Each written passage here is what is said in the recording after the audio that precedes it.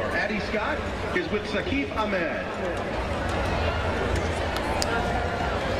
Sophomore Addie Nascimento is with Sabah Arif.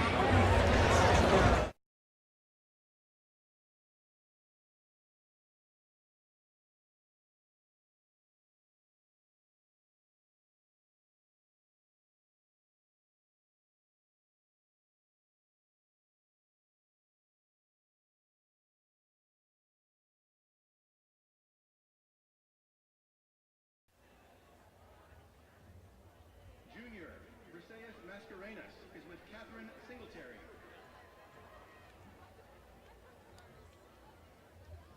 Junior Izzy Hamilton is with Thomas Grimm.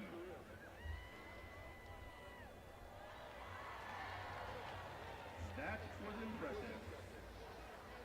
Junior Kendall Fant is with Andrew Howell. Junior Kat Beer is with Troy Moon. Senior Chloe Milanovich is with Carter Snelson. Senior Maddie Martinez is with Catherine Creel.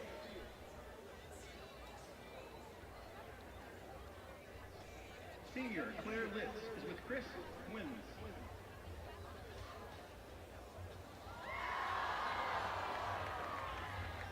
Also impressive. Senior Avery Calderon is with Tom Arredondo.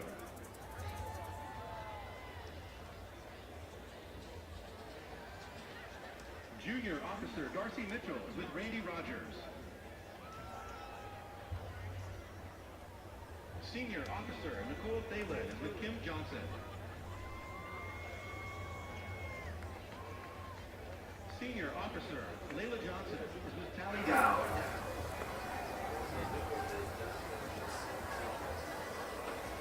Senior Co-Captain Kate McKee is with James Pavone. Tonight in booming Round Rock, Texas, the undefeated Vipers of Vandegrift are venomously visiting the fire-breathing Dragons of Round Rock. It's a battle for first place on KVUE's Friday Football Fever on Thursday. Good evening, everyone. I'm Tyler Feldman. He's Jeff Jones, Corey Mose, Johan Castro with us as well tonight. Jeff, we've got a great way to kick off week 8 of the high school football season tonight.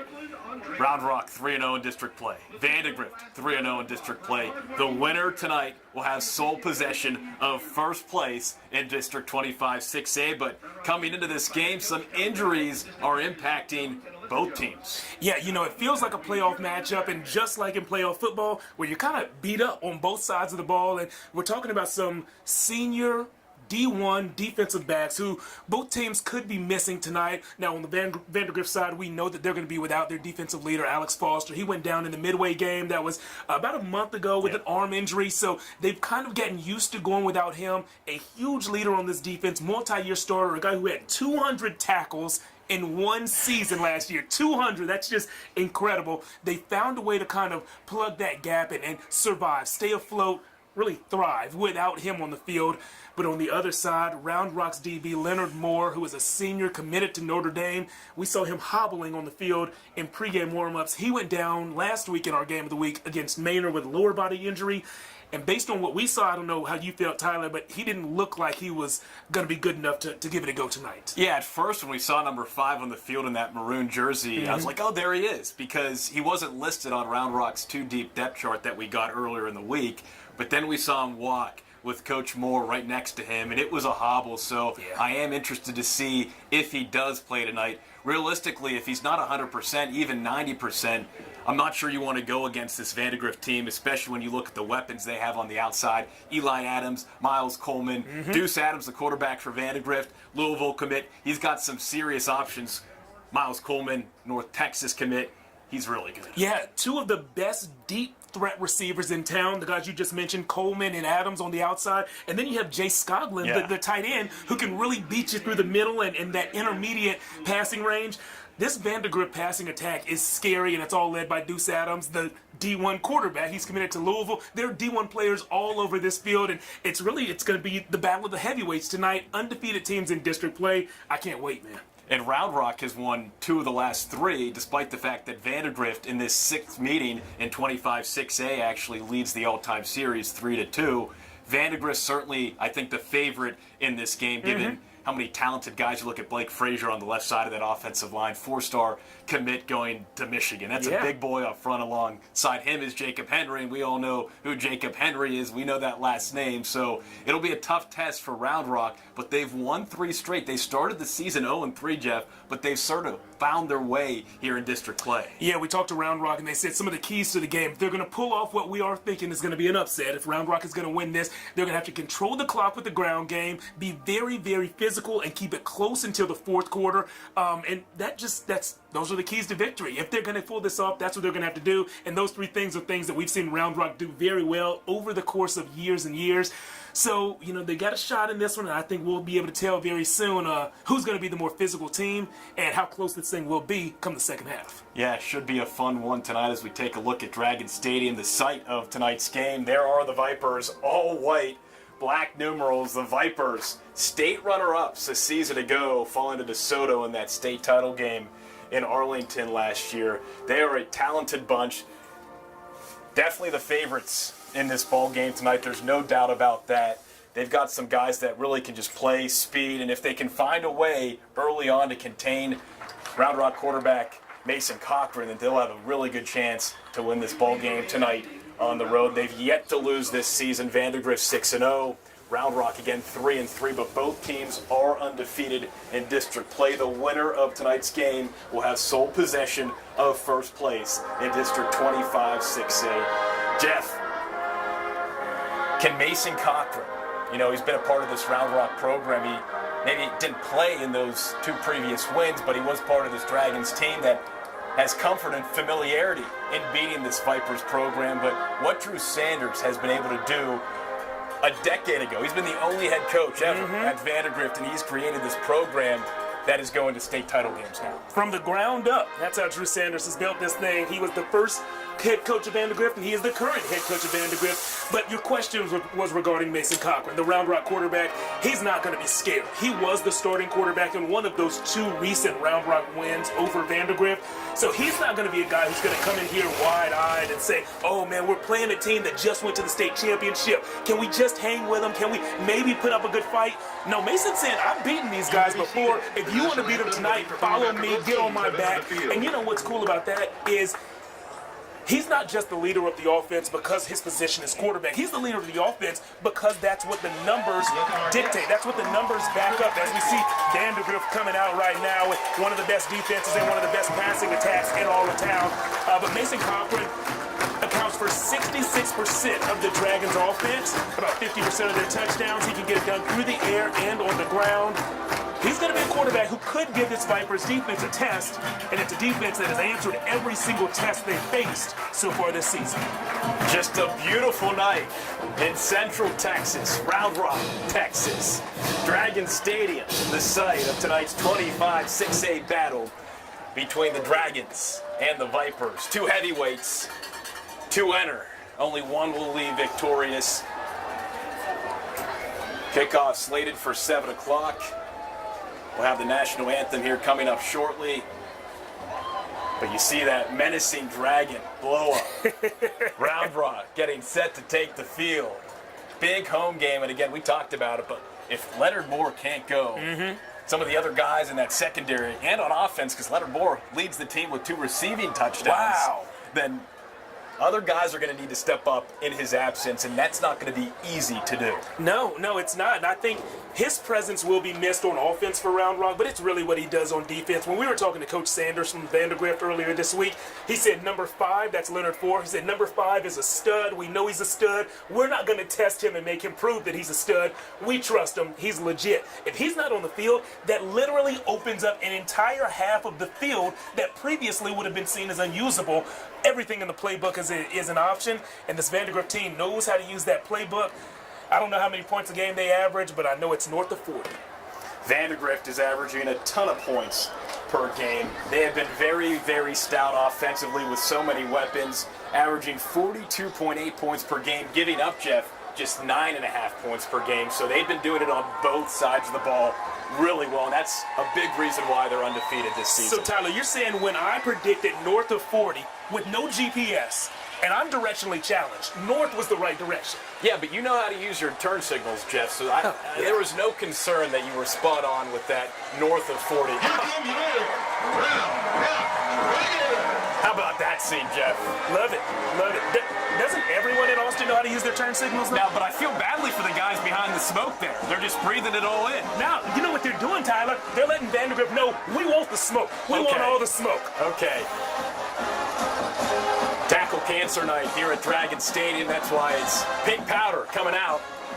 The Dragons usually breathe fire out, but now they're breathing the powder in this evening here at Dragon Stadium. Tyler, have you seen Space Jam? Have I seen Space Jam? You know how Mike has his special stuff? That's the special stuff? Yeah, the Toon Squad had to wait until midway, halftime, to pull out Mike's special stuff. They might have the Dragon special stuff before kickoff. This could be a brilliant strategy on their part. Well, Jeff, you were right about north of 40, so maybe you're going to bat 1,000 tonight. I like that confidence, that pride that you have there. Special stuff filling the sky here in Dragon Stadium.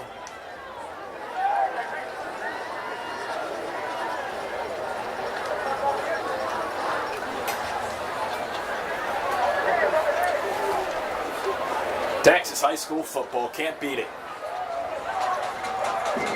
The Dragon in the corner has deflated. Hopefully that's not a sign of things to come for Round Rock this evening. You see the Texas flag, the American flag. If you look to our right side, the back corner of the end zone, the flag's at half staff. The governor asking for that to be the case in support of the lives lost amid those acts of terrible war crimes in Israel and the Gaza Strip. That's across the state of Texas.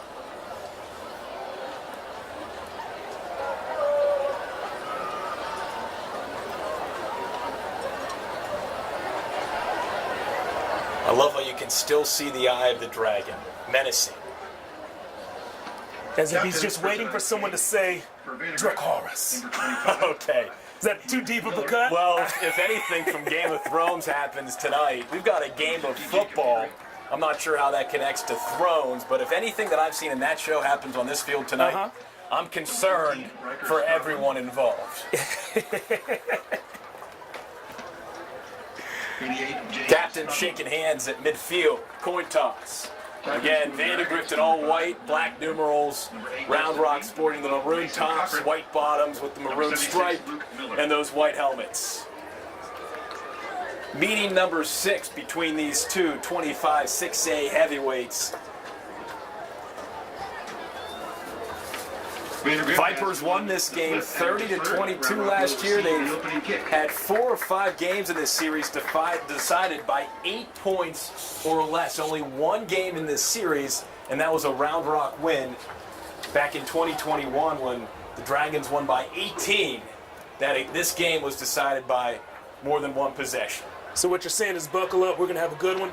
Hey, you're on the driving terminology, better buckle up, always. Your attention midfield as the Round Rock High School Marine Corps. As we get set for the national anthem, commanded by Cadet Lieutenant we'll be right back after the play. Instruction of Marine Instructor Master Gunnery Sergeant Thomas Oleda present the colors.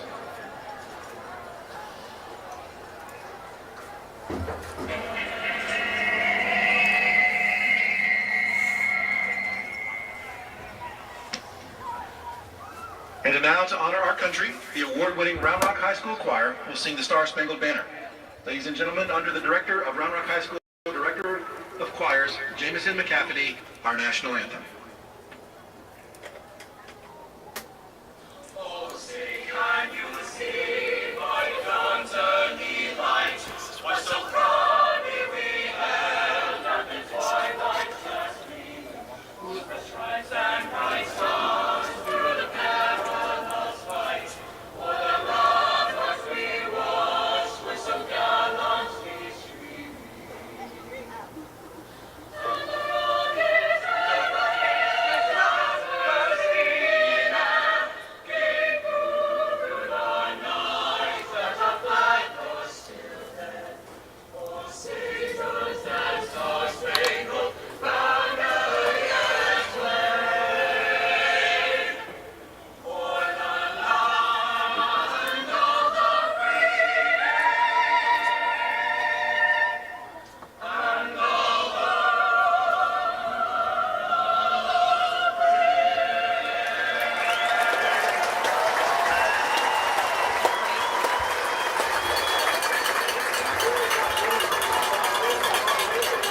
tremendous. Yeah, loved it, loved it. I'm a big fan anytime you can get the young people involved in the national anthem. I love it. I saw earlier this season, I was at an LBJ game. They were playing against maybe McCallum, maybe Crockett. I'm not sure. It was a district game, though. And they actually had one of the student trainers sing the national anthem. I thought that was fantastic. And when you can be a student trainer and you've got pipes, Yeah, beyond impressive. yeah. Fix the joint and you bring down the joint. I see what you... Man, there's nothing that gets past Jeff Jones. Again, you're watching on KVUE Plus or our KVUE YouTube channel. KVUE's Friday Football Fever on Thursday, Week 8 of the Texas high school football season, kicking off the right way at Dragon Stadium. 6-0, Vandegrift on the road battling district rival 3-3, Round Rock.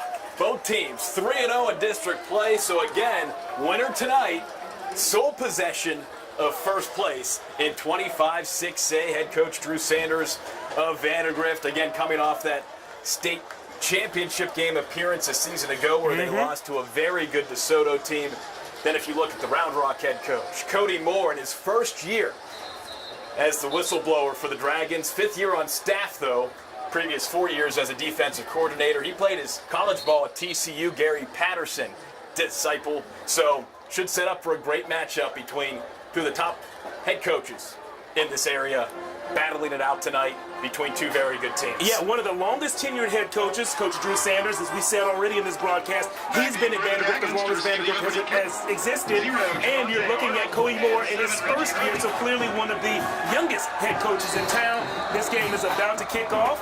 And guys, it feels like a playoff-like atmosphere. I got to tell you, I'm really looking forward to this. Javante Arnold and Reggie Hurley set to receive for the Dragons. Charlie Reed will get into his story in just a bit, kicking off for the Vipers. And we are underway Thursday night at Dragon Stadium. Touchback into the end zone. And Jeff, we've got to talk about Charlie Reed early. He's the younger brother of former 4-star offensive line commit, and he's now at Clemson, Ian Reed. Now, Charlie's a great soccer player. He's actually going to play soccer at Clemson. He was part of the Austin SC development program, but going into his senior year, he made the decision to play Texas high school football as a kicker rather than stick with the Austin SC development program, even though he's going to be a goalkeeper at the next level. I think that's so cool. You know, soccer is in his future. Things he can't get back, though, are experiences like this on Friday night. And he's not their go-to kicker, but we are going to see him kick. Cochran, a little misdirection, hands it off to Reggie Hurley, and Hurley gets around the outside, across the 30, finally brought down around the 35-yard line. So already, first play of the game, Jeff, big 10-yard gain for the Dragons. Yeah, brought down by Diego de la Vara Vasquez, a young man they call DLVV. There it is. Is that right? Yeah, DLVV. He's made some big plays, and I expect to see him play well tonight. But you know, Round Rock got the better of this Vandegrift defense right off the bat. 1st and 10 from the 36, 11:34 left in this first quarter. Cochran fakes the handoff, keeps it himself across the 40, 45. Midfield. Oh, another big gain for the Dragons offense. Tackled by Hollister Stevens, and Hollister Stevens, the guy who stepped up in the absence of Alex Foster. Yeah, a young guy, but very, very good, and he stepped up in this role in the right way. We'll talk more about Alex Foster later, but Alex Foster is basically a coach on the sideline while he's injured. And speaking of coaching, what we just saw Mason Cochran do right there was some coaching tape. He read the DN. The DN crashed hard at the running back on that fake, and that told Mason pull it and get some yards. 1st and 10 from the 47. Hands it off to Moose Garlington, but he's dragged down in the backfield by that Vandegrift defense. Yeah, the Moose did not get loose there. Moose is a small guy in stature, but you know, he can bring a pop. Moose's actual first name, his first name at birth, Aiden Garlington, wears number 22 for Round Rock, tackled by number 22 for Vandegrift, another Aiden Jones. Aiden Jones leading that Vipers defense with 3 interceptions. 1st and 13 from the 50. Cochran rolls right, then cuts back the other way, able to avoid a couple tackles before being tackled around the 47 by that all-white Vipers defense. A lot of effort there by Mason, a lot of juke moves in the backfield just to get about 2 or 3 yards, but I like what he did when he saw that play was not going to yield a lot of yards with a cutback. He just got north and south and got what he could get. 3rd and 10 from the 47, Cochran. QB keeper steamrolls ahead near the 40-yard line. This is an interesting spot on the field. I don't think it's too early to go for it here. I think it's too long for your average high school kicker, and you're on about the 39-yard line. I don't think you want to punt this.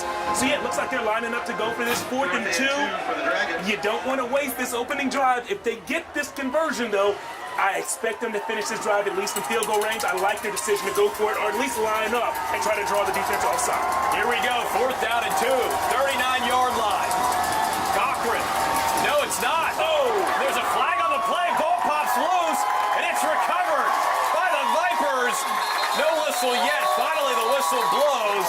DLVV has a nose for the ball. He was the guy who picked up the fumble in the Dripping Springs playoff game last year. He picked up the fumble right there. I see flags and the play didn't stop, though. I wonder if Vandegrift was lined up in the neutral zone. That was Jack Oppel, sophomore wide receiver, taking the snap for the Round Rock offense. We'll wait for the call from the referee. Yep. Looks like it was neutral zone infraction. Vandegrift was lined up offside. Now, usually when a team goes for it on 4th and short like that, the first thing they'll do is try to draw the defense offside. Hut, a bunch of those quick counts like that, just trying to get the defense to jump. They didn't even go to the quick count there. Vandegrift just lined up offside, so they didn't even have to play the mind games. Round Rock didn't, to get the advantage that you look for pre-snap on a 4th and short. So, costly mistake by Vandegrift. Thought they had a fumble recovery on 4th down. Instead, Round Rock keeps the football. 9:30 left in this first quarter. Still no score. Still the first drive for the Dragons. 1st down and 10 from the 34. Cochran again. Across the 30. And hey, Jeff, give the Dragons credit. Give Cody Moore credit and this Round Rock offense credit, because they are driving downfield against a team that's given up less than 10 points per game. They are, and you know what? They're using everything that Mason Cochran will give them. I'm going to keep an eye on the amount of touches he has and the amount of hits he takes, because those will add up going into the second half. You don't want your quarterback to get beat up too early. 2nd down and 5. Cochran rolls left, pitches left. Ball pops loose, but Moose has it, then loses it, and it's recovered by the Vipers. Vandegrift has the football. Blaine Becker, the senior. Costly mistake on what was a great drive to start this game for Round Rock. Aaron pitch, thought Moose Garlington was able to corral it, had it for a second, but then lost it, Jeff. Yeah, you know, when you see that ball bouncing as an offensive player, your first instinct is pick this up and let's see what I can make out of it. And sometimes in that transition from pick this up and then see what I can make happen, you don't really secure that ball like you would if everything went clean. That's what happened there, and that's why the ball is now in the possession of the visiting team. So our first look at Louisville commit Deuce Adams and the Vandegrift offense. Swing pass to Miles Coleman. And we're going to be seeing that connection a lot tonight. You saw that burst of speed from Coleman off of that catch. It looked like he was running the fast forward right there, Tyler. That speed is different, and it's really not just the top-end speed, it's the acceleration. Fast guys can get from 0 to 40 in a hurry. Really fast guys can get from 0 to 10 in a hurry as well, and that's what Miles Coleman can do. Wide receiver screen back to Coleman. He drops it. So it'll be 3rd and 2 from Vandegrift's own 46-yard line.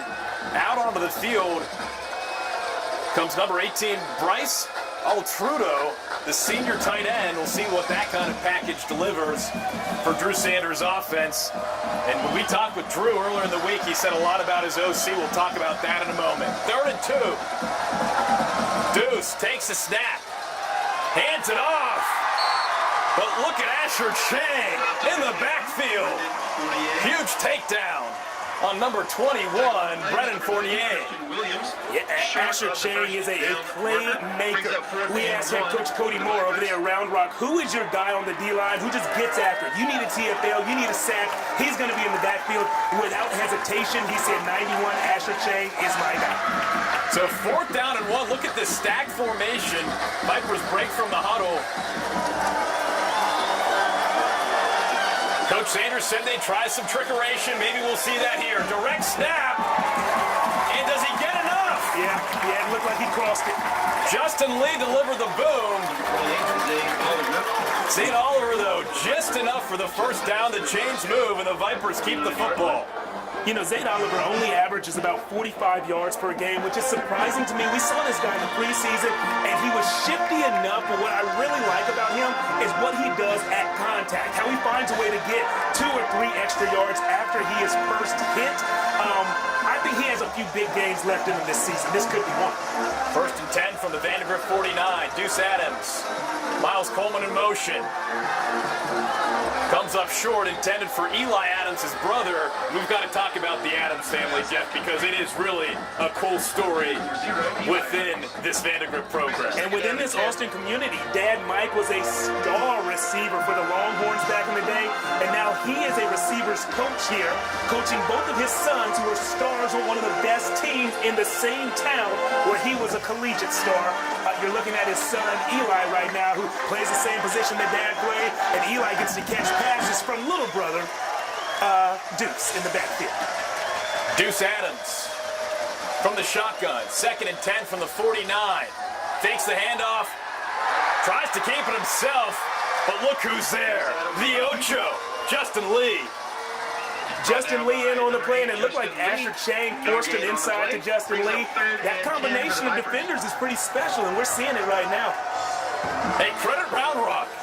Underdogs in this ball game, but they've come to play. No doubt about it. They clearly did not come here thinking that they're underdogs in this one, and you wonder how much the coaches had to do with that, and how much Mason Cochran had to do with that by telling his guys, look, I'm leading you. I have led our team to victory against this team before. 3rd and 10.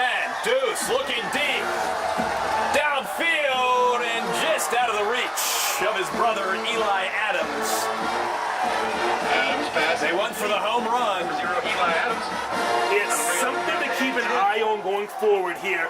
The Round Rock D-line was trying to get after the quarterback, which you have to look. You know, you love that effort. But both of the ends got way too far upfield there. Had Deuce Adams kind of kept his eyes not downfield, but down right in front of him, I think he would have seen a couple of lanes to rush. Just tuck that ball and run.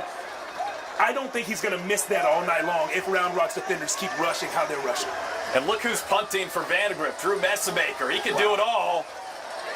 Just gets it off in time. Great hang time. Bounces around the 25. Takes a very nice bounce for the Vipers. And it will be touched up around the 11-yard line. Drew Messemaker, he was in that quarterback battle preseason with Deuce for that starting job. But what Coach Sanders said earlier in the week when we chatted with them, instead of Drew pouting, Drew came up to Coach and said, hey, Coach, how can I impact this team in a positive way? And apparently the answer was by playing every position. We just saw him punt. Right now you're looking at him on the defense. He's going to line up at safety in this game. He's also going to line up at holder in this game. And he has played quarterback in every single game of the season. So while he missed out on the starting quarterback opportunity, and he's one of the guys, like many guys on this roster, who has grown up in the Vandegrift community, that was his dream, to be the starting quarterback. But instead, he is a rotational player at 4 different positions. Definitely an impact guy and the team captain on this Vandegrift squad. 6:20 left in the first quarter. Still no score. Second drive for Round Rock. Quick wide receiver screen to Reggie Hurley. Hurley gets a handful of yards before being taken down by that Vandegrift defense. And one more thing I want to say about Messemaker before we just move off of him and on to the next storyline here. Tyler, do you know how smart you have to be to know the entire playbook on offense well enough to play quarterback and the entire playbook on defense well enough to direct the defensive backfield and play safety? It's astonishing to me that there are high school athletes in our community who can grasp all of that from a football IQ standpoint and have the athleticism to figure it all out. Cochran keeps it himself on the RPO but gets dragged down by Porter Udy, the senior. His 4th TFL of the season, 4th sack. 11. for number 90 in white. UD, you get an A on this one. Sets up a 3rd and 11 from Round Rock's own 11-yard line. 5:17 to go here in this opening quarter. Still no score. Second drive of this ball game for the Round Rock offense. Here's Cochran. 3rd and 11, my eyes are on number 11, Round Rock receiver Mark Hiramu. Cochran drops back, fires deep, has a man open, and it's nearly caught and hauled in. But just out of the reach, Jack Oppel. I think he probably wishes he made that catch. Looks like he had a great shot. Yeah, that would have been one of his longest, actually that would have probably been his longest catch of the season. A big opportunity right there. Just couldn't quite grasp it. He got one paw on it, couldn't pull it in for the other. Just imagine if he got 2 paws on it. But I'm not sure dragons have paws. They have claws, right? No, but you got 2 paws. You got a grandfather situation, paw, and dragons definitely have grandfathers. This is that gray area, Tyler. We don't really know.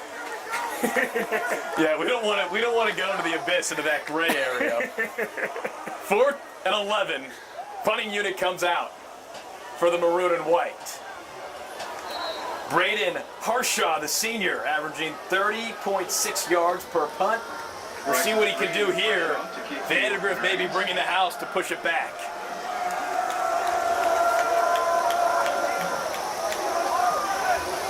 Ooh, very short punt. Oh, wow. Certainly not ideal if you're on the Round Rock sideline, far side from our broadcast booth. That looked like about a 14-yard punt. Spotted at the 23-yard line, so a 12-yard punt for Braden Harshaw, giving Vandegrift great field position. Ball is spotted at the 23-yard line, where the Vipers will have it 1st and 10 in Dragon territory. So Vandegrift's second drive of the game, starting in fantastic field position. Just 23 yards to go. 4:49 left in this first quarter. Still no score. Here's Deuce. Zane Oliver on his right hip. He's got Miles Coleman to his right in motion. And Zane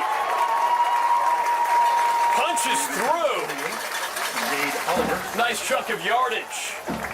You got to give credit to Hank Oppel. He hit him, and when you're a safety and you have a running back with a running start at you, it's tough to make that tackle, and when they run over you, it's tough to hold on, but he did. Adams to Coleman, near sideline. Coleman one man to beat, and he is ripped down defensively. Adams pass complete to number 1, Miles Coleman. Brought down by number 1, Aiden Walker of the Dragons. Again, with the guys who just hold on, Aiden Walker did a great job of making contact and holding on that one. And Justin Lee delivering the hit. You got to make them pay. Zane Oliver pushes through into the end zone for a Vandegrift touchdown. Zane Oliver. Vipers strike first tonight at Dragon Stadium.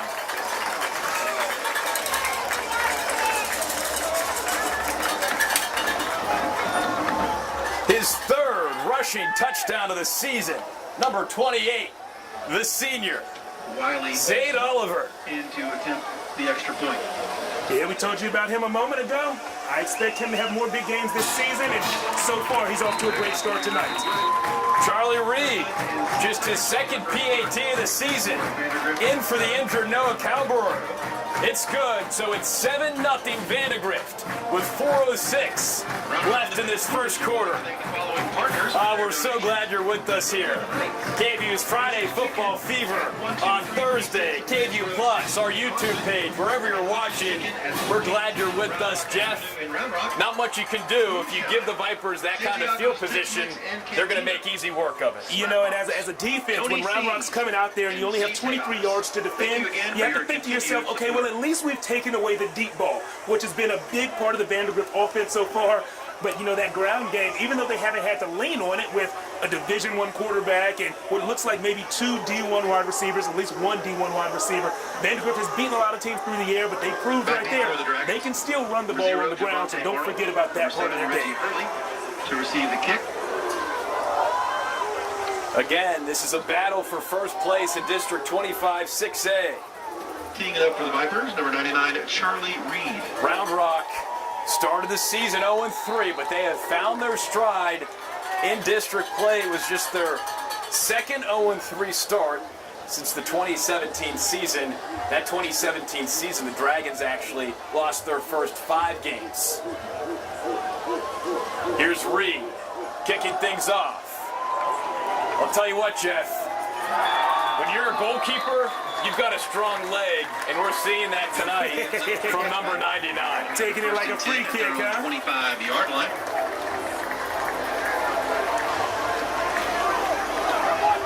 All right, well, we've seen one thing work very well for the Round Rock offense, and that's that RPO game. And that's really what their offense is based off of, letting Mason Cochran make decisions after the snap. Who's going to carry this ball? Who has the most room, the most favorable angles, where do my offensive linemen have leverage? And let's run it there and see what we can get. I expect to see more of the same on this drive. Mason Cochran, the senior. Shotgun. Tucks it, runs it across the 30. Number 12, Mason Cochran. Brought down by Ian Witt, the junior nose tackle for this Vandegrift defense. Maybe the 31. We'll give him 6 on that. It'll be second down and 4. Obviously, one of the keys for this Vipers defense, Jeff, contain number 12. Yeah. If you can stop Mason Cochran, there's a good chance you'll win this ball game. Yeah, and it's interesting because he's not the kind of running quarterback who's going to hit the outside and break a 75-yard touchdown. But what he'll typically do is break a defense's will with an 8-yard run, a 4-yard run, a 6-yard run, and he's pounding people and pounding people and pounding them until they quit. We're going to find out in the second half who gets beat up first, and I think that'll tell the story of the game. That was Javante Arnold running into Diego de la Vara Vasquez. Oh, DLVV. DLVV. Second down and 5 from the 30. Cochran fakes the handoff, rolls right, pressured. Back to Arnold. And hey, Arnold doesn't get much. Ian Witt there again. Can't blame Helga Pataki on this one. That's just a bunch of defenders running free. Ian Witt with the tackle defensively for the Vipers. Not the best time for a 3 and out. You know, Vandegrift just scored after the turnover. They had a short field. So that's a good series for Vandegrift on defense, a good series for Vandegrift on offense, and a good series for Vandegrift on defense. You can't let those wins stack up on you, stack up against you if you're trying to pull off an upset, which this would be for Round Rock. And again, no Leonard Moore. He leads the team with 2 receiving touchdowns. Coleman, fair catch at the 44-yard line.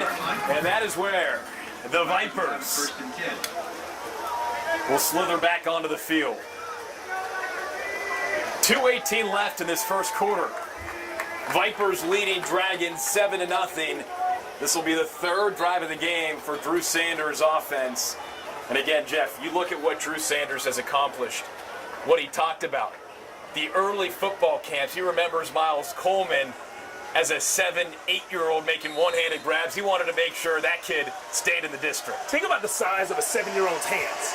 How are you making one-handed grabs? You know this guy's going to be a star. He is. Adams feeds the rock right into the arms of Brennan Fournier, the junior back. Gets a few. Clock continues to tick and tuck. Gain of 6 on the play. Brings up second down and 4 for the Vipers. Round Rock head coach Cody Moore saying Vandegrift is, quote, as good as they've ever been. Yeah, I can confirm that. This is a team that we've watched closely over the years, and just position for position, player for player, this is as talented of a squad as I've seen.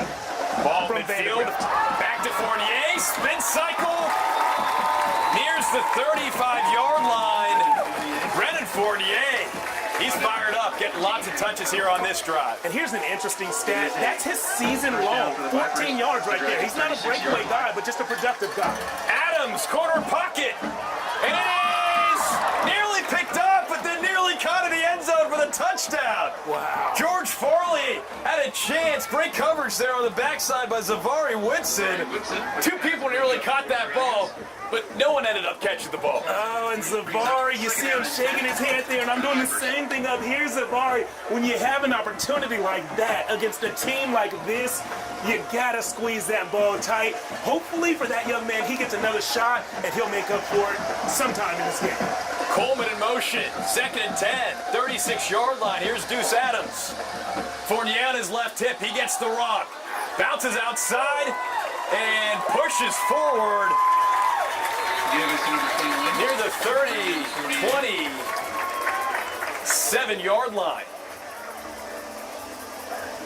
Bryce Alturdo, the senior tight end for Vandegrift. He isn't going to get any stats for that. He's wearing number 18 out there. Bryce won't get any stats for that. He's jogging off the field, and his coaches are going to say, you did an excellent job. He forced the Round Rock defensive end inside. That allowed the running back to break contain. That DN's job was to make sure that play didn't spill. It spilled because Bryce made it spill. Great job by that that senior tight end.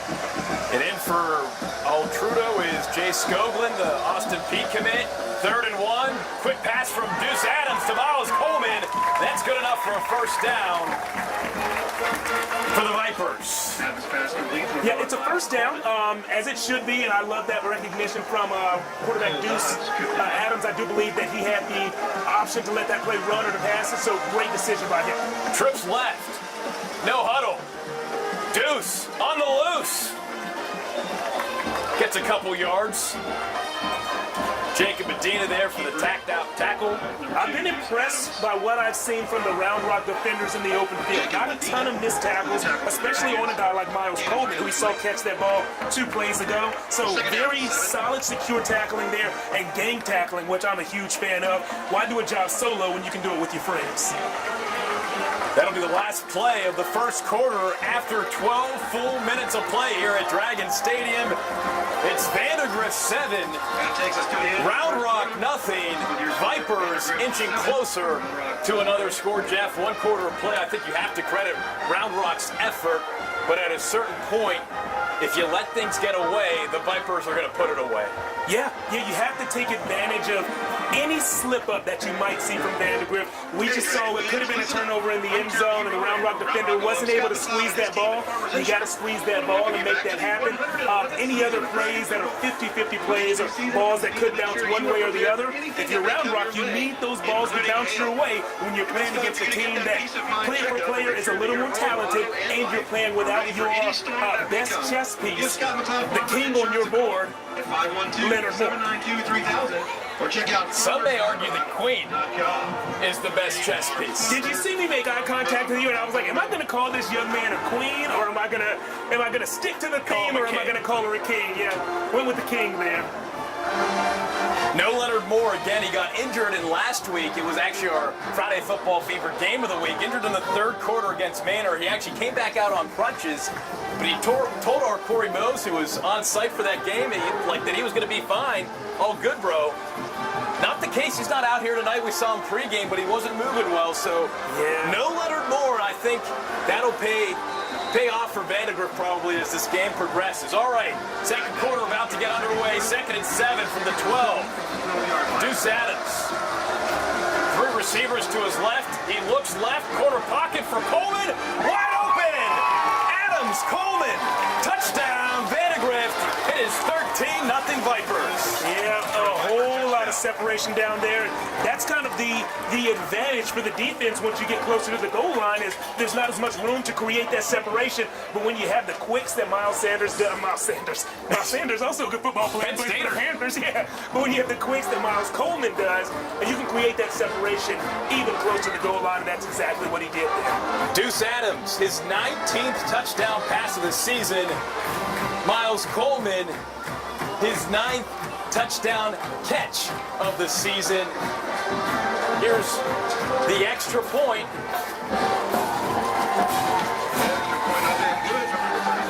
Wiley Olson, the sophomore, kicking that PAT. 14-0 Vipers. 11:54 still left in this opening half. KVUE's Friday Football Fever on Thursday. Jeff, that's the connection that defenses prepare for but that I think defenses have learned is really hard to stop. Yeah, that young man who you're looking at right now, Miles Coleman, it's hard to stop him because you say defense is prepared for him. It doesn't matter what you put on the board, what you dream up in your mind.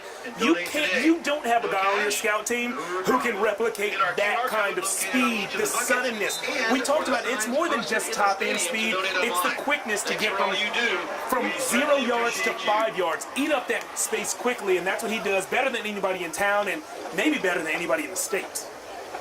Drew Sanders earlier this week when we chatted with him said his OC, Blake Moser, he's been his OC for 9 seasons. That continuity is so critical for this Vandegrift program, that multiple spread offense. A lot of credit goes to Moser for how he's developed this offense. And I had a chance to watch Coach Moser and how he leads his offense through a Wednesday practice, which was interesting. They do something called outlaw at the end of practice, where the offensive linemen line up as receivers and the receivers line up as linemen, and the offensive linemen get to catch touchdown. So I just love that spirit of fun. And who knows, maybe we'll see some more of that fun reflected in the play calling later this game. Dragons take it out for the first time tonight, and Hurley gets pummeled. And my guess is, having talked with and having been around the Vandegrift program enough, Gage Garrison, he's known as the team jokester. Yep. I'm sure he likes to have fun when he gets to play outlaw. Yeah, the big guard. I like that. The offensive guard getting a shout out on the KVUE feed right here. Gage is a jokester, but a leader on the team. When I've been out at practice, he's always been a guy who finds the camera and makes sure he does something on camera to get on KVUE later that day. So I'm glad we're able to continue showing Gage some love right here on KVUE. That's my kind of guy. Be camera ready.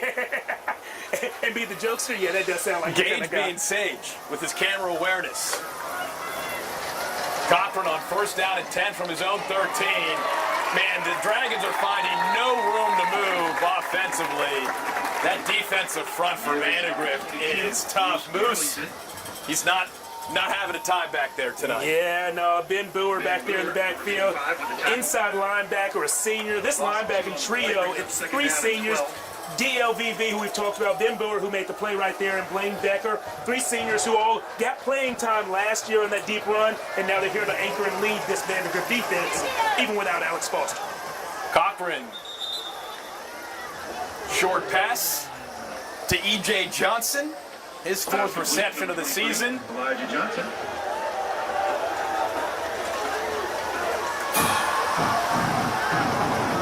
Probably not the A option for Cochran on that play. Little check down, sets up a 3rd down and 5 from the 19. Less than 11 minutes left in this opening half. Here's Cochran, shotgun, trips left, rolls left, fires, and looked like a miscommunication. Where he threw it, there was no one in sight in Maroon. Yeah, I didn't like a lot about that play. I think 3rd and 5 after 4 straight series of Vandegrift success. I think you need to run a play that you're extremely confident and comfortable in.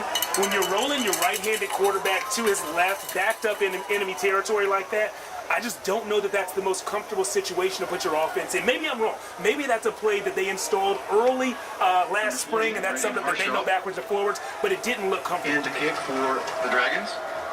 Brandon Harshaw set to punt from his own 19. Miles Coleman already with 1 punt return for a touchdown this season.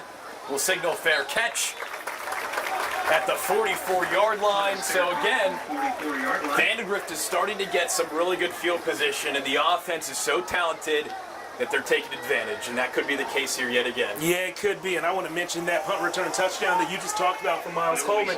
Now, we had our cameras at that game. It was a game against Manor 2 or 3 weeks ago, and what I remember about that punt return, not just the speed, not just the quickness, not just the vision, but I remember when Miles was at about the 35-yard line, one of the Manor players put his hands in the sky and signaled touchdown. It was clear midway through that return to both teams who the most dynamic player on the field was and what he was going to do with the football. Game respects game, right, Jeff? That's it. That's it. 10-15 still to go in this second quarter. It'll be 1st down and 10 for the Vandegrift offense from their own 45-yard line. So many talented guys that we haven't even hit on for this Vipers offense. Blake Frazier, the left tackle, senior, 6'6", 270, committed to Michigan. Yeah, he's a guy who actually started his career at tight end, which worked really well for him. You see him number You can't miss 77 him. right there in the center of your The big screen. guy. So he played tight end as a freshman and sophomore, moved to left tackle or moved to tackle before his junior season. And that experience at tight end helped him have great feet, helped him be quick. And look at him, he's split set out it up. wide right now. Look at this. Some of the creativity we were talking about on the Vandegrift offense. 3 left, 3 right. Coleman gets it. Big block. One more man to beat. Flag on the play. Coleman, some nifty moves. Finally dragged down by number 52 on that Round Rock defense, Luke Rodriguez. Probably a hold. And if you hear some noise, we're cranking up the fan because it's nice out tonight. But we still need some air in this press box. Yeah, you know, it's just, let's get some air circulating. Oh, I yeah, think it's nice. a comfortable play-by-play team is a confident and a good play-by-play team. I'm a fan. Yeah. I'm a fan of homonyms, so thank you for that. Yeah, hold on the play. Coach Sanders did tell us that he likes the kids to have fun. He wants football to be fun. There can be so much pressure, so they integrate some trick plays every week, and that was probably one of them, the way they set up offensively. Some more movement. We've seen a lot of motion here, Jen. 10 minutes to go in this first half. 3 left. Twins right. Fournier gets it. Blocking upfield, a similar formation, Jeff. They went back to it, this time with the running back. Yeah, went back to it, and he had some guys who are more used to blocking in space out there, some tight ends and some true offensive linemen out there to lead the way. Quicker feet, prevent those holding penalties, and that's what we just saw on that play. Picked up that penalty yardage right back. Jay Skoglund, the tight end, one of those blockers, and you see 88 there on the left side again, and back to Frazier on the left side again. Coleman, wait, is he going to throw? No, he'll keep it and run. I think the intention was to throw, but that's back to back to back. 3 straight plays offensively for Vandegrift, trying out some different formations. And you're forcing the defense to think quickly, and you're not giving them a lot of time pre-snap to think and talk and adjust. They just have to think and adjust. Hey, shout out to Round Rock defenders Aiden Walker and Zavari Winston, who were not fooled by that play. Had they come up and tried to help on the run, then they would have been beaten over top by 4 touchdowns. They weren't fooled. 3rd and 5 from midfield. Less than 8 to go in the second quarter. Coleman in motion. Deuce Adams rolls right. Throws deep and out of bounds. Into the territory of the Round Rock cheerleaders. Brings up 4th and 5 for the That Vipers. big play for Vandegrift hasn't been there tonight, but they still have 14 points on the board. Yeah, 8:44 left in the half. In the first half, Vandegrift up 14-0. You said the big play hasn't been there, but there is plenty of time for that big play to come, and you know they're going to keep on trying it out. Offense, stand on the field here. 4th and 5 from midfield. This could be the swing that the Round Rock sideline is looking for. They must get a stop here if they want that momentum to shift to their sideline at all. Vandegrift stands. Noise picks up. 4th and 5 from the 50. No, it's a quick punt from Deuce Adams. And it takes a Vandegrift bounce again, and it trickles all the way down to the 6-yard line. Deuce, what can't he do? He can do it all. How many teams in Central Texas have legitimate quarterback/punters? Legitimate D1 talent at quarterback. And at punter. The Vipers apparently have 2. Yeah. Number 2 and number 9. Yeah, that's wild.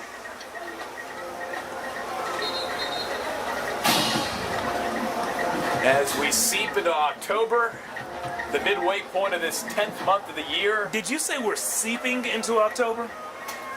I just want to talk about how the weather's starting to feel more like football weather. I think we need to talk about the word seep. We'll discuss at halftime, Kev. We'll make some adjustments. Here's Cochran from his own 6 on 1st and 10.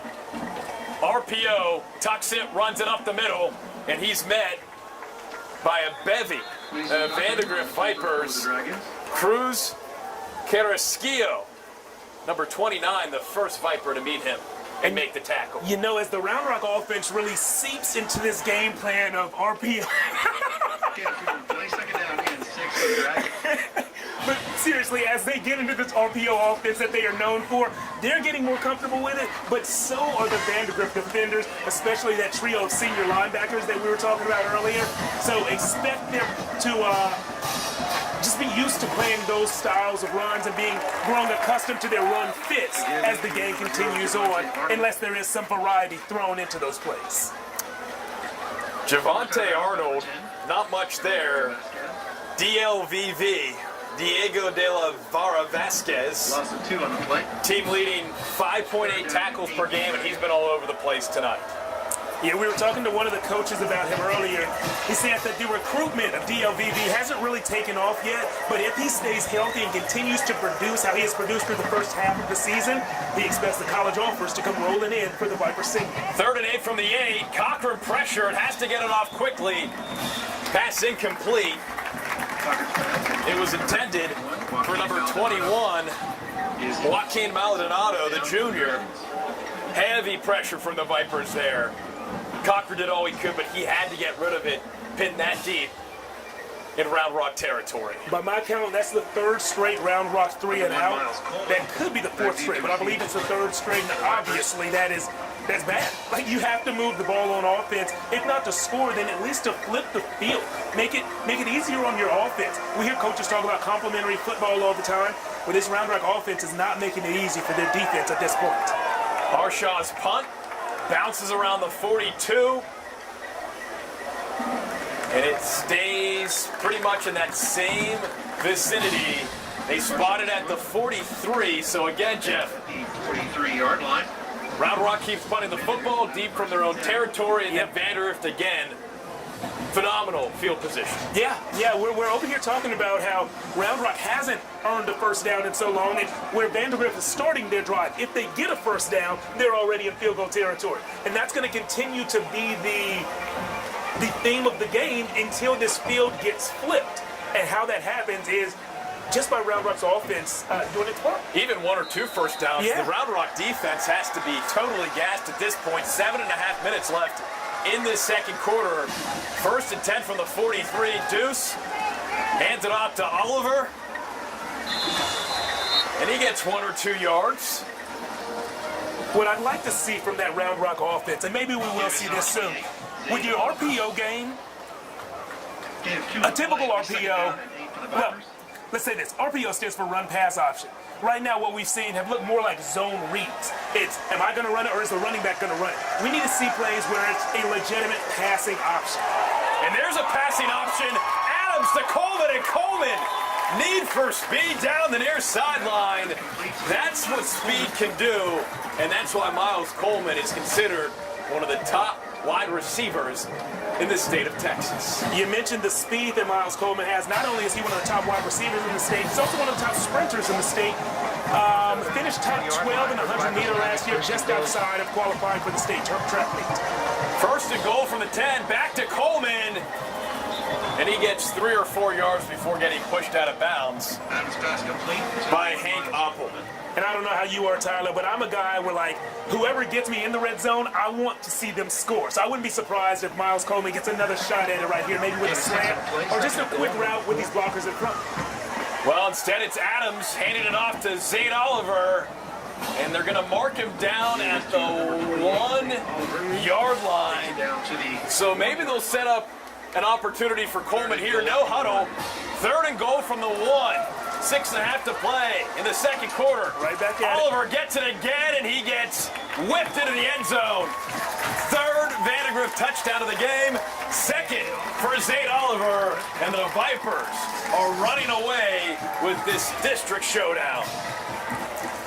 Yeah, we said that this game would probably decide the district crown, show us who's the best team in District 25-6A, and right now it doesn't look that close.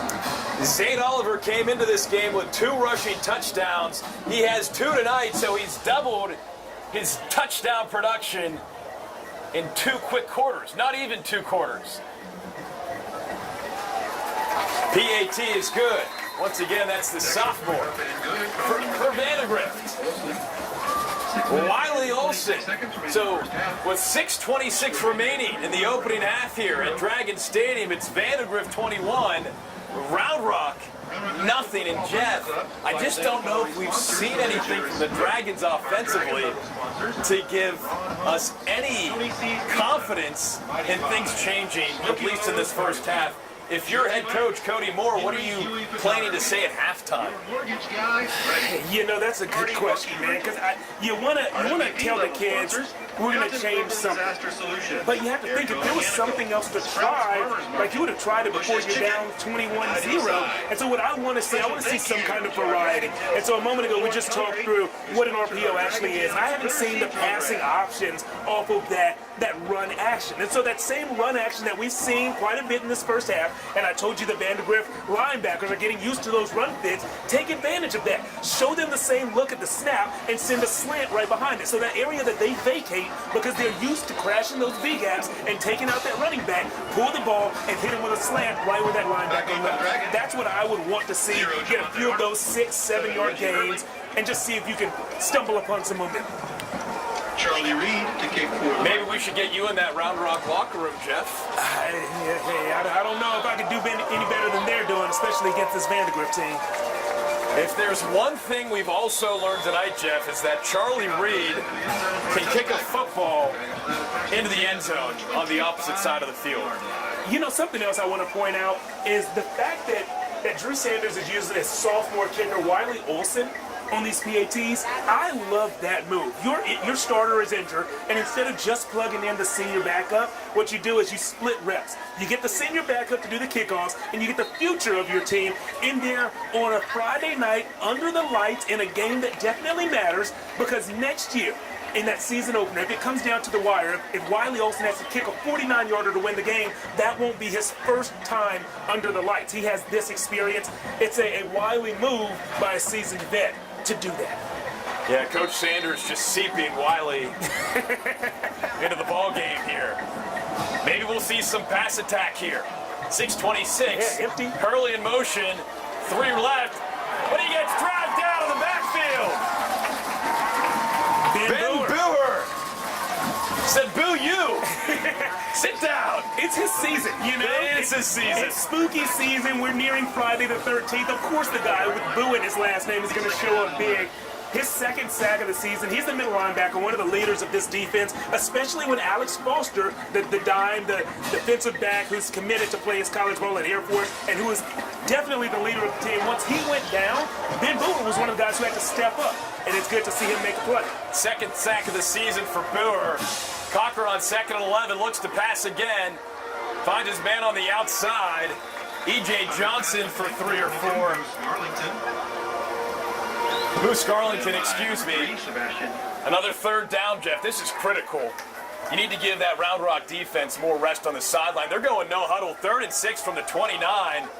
Cochran hands it off. And I don't know about that call. Garlington gets absolutely nothing.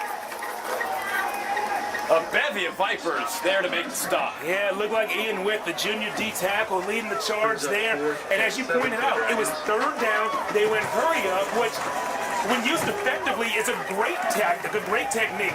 But right now, you gotta save your defense a little bit. And I'm shocked they didn't eat up a little more clock on that drive. But I'm sure they weren't worried about eating up clock at that point. They were worried about getting the first down, and they thought that the best route to it was a hurry up approach.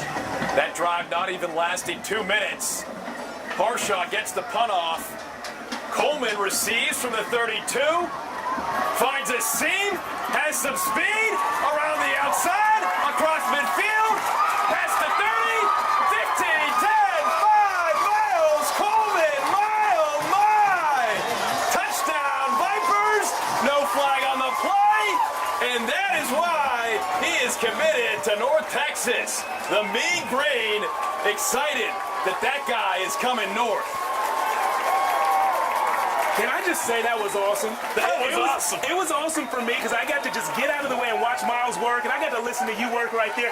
Hey, what a call by you, and what a run by Miles. This was amazing, and if the game wasn't already broken wide open, that's how you do it. So we get 4 straight 3-and-outs pitched by that Vandegrift defense. We got 3 straight offensive productive drives by the offense, and then a special teams touchdown. as poorly as we talked about complementary football on the other side, this is how you do it. This is how the offense helps the defense, how the defense helps the special teams. It's all working together. And, well, this one's pretty lopsided so far. Miles Coleman, the senior, his second punt return for a touchdown this season. That one was 68 yards, so his longest punt return of the season. Previously was 63 yards, that one where you saw your friend saying touchdown earlier in the season. 28-0 Vandegrift. And Jeff, I think we thought the game would kind of go this way, but I think we also thought we'd see more offensively from the Dragons. I'll admit, this is extremely surprising to me. I didn't think it was going to go like this. I did not. I thought that Vandegrift was going to have the slight edge because I think at many positions they do have a slight edge in talent and experience. Many of these players were a big part of that state championship game run last year. But I didn't see this one being as lopsided as it has been so far. And, you know, we're not even at halftime. Like, Round Rock can come back and make this thing interesting. And look at the Vandegrift sideline right now.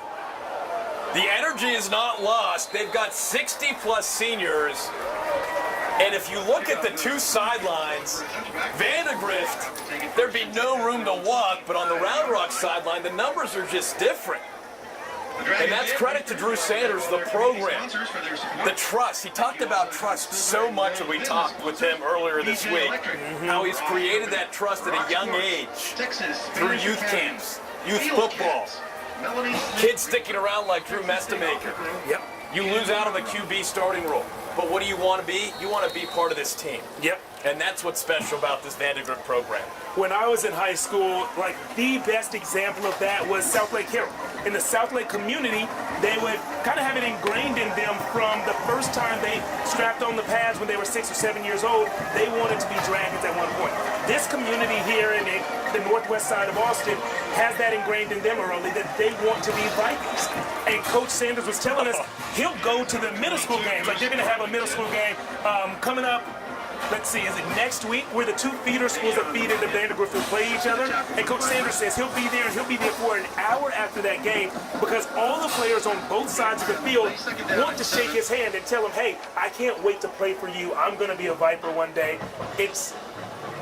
Though they are young at that point, it's their lifelong dream to be a part of this program, and that's why the numbers are so huge, because they've been looking forward to it for a decade by the time they get there. Coach Sanders telling us that game between the two feeder schools, the Eagles versus the Falcons, he calls it the Bird Bowl. No one else calls it that, but Coach Sanders gets to call it whatever he likes. Oh, man, I mean, we've seen nothing from this Round Rock offense, but I guess you've got to credit the Vandegrift defense because they're really applying heavy pressure, especially in the trenches, and we're seeing why they've given up less than 10 points per game this season. Yep. It's like some defenses kind of wear down as the game goes on, but this one seems to get stronger.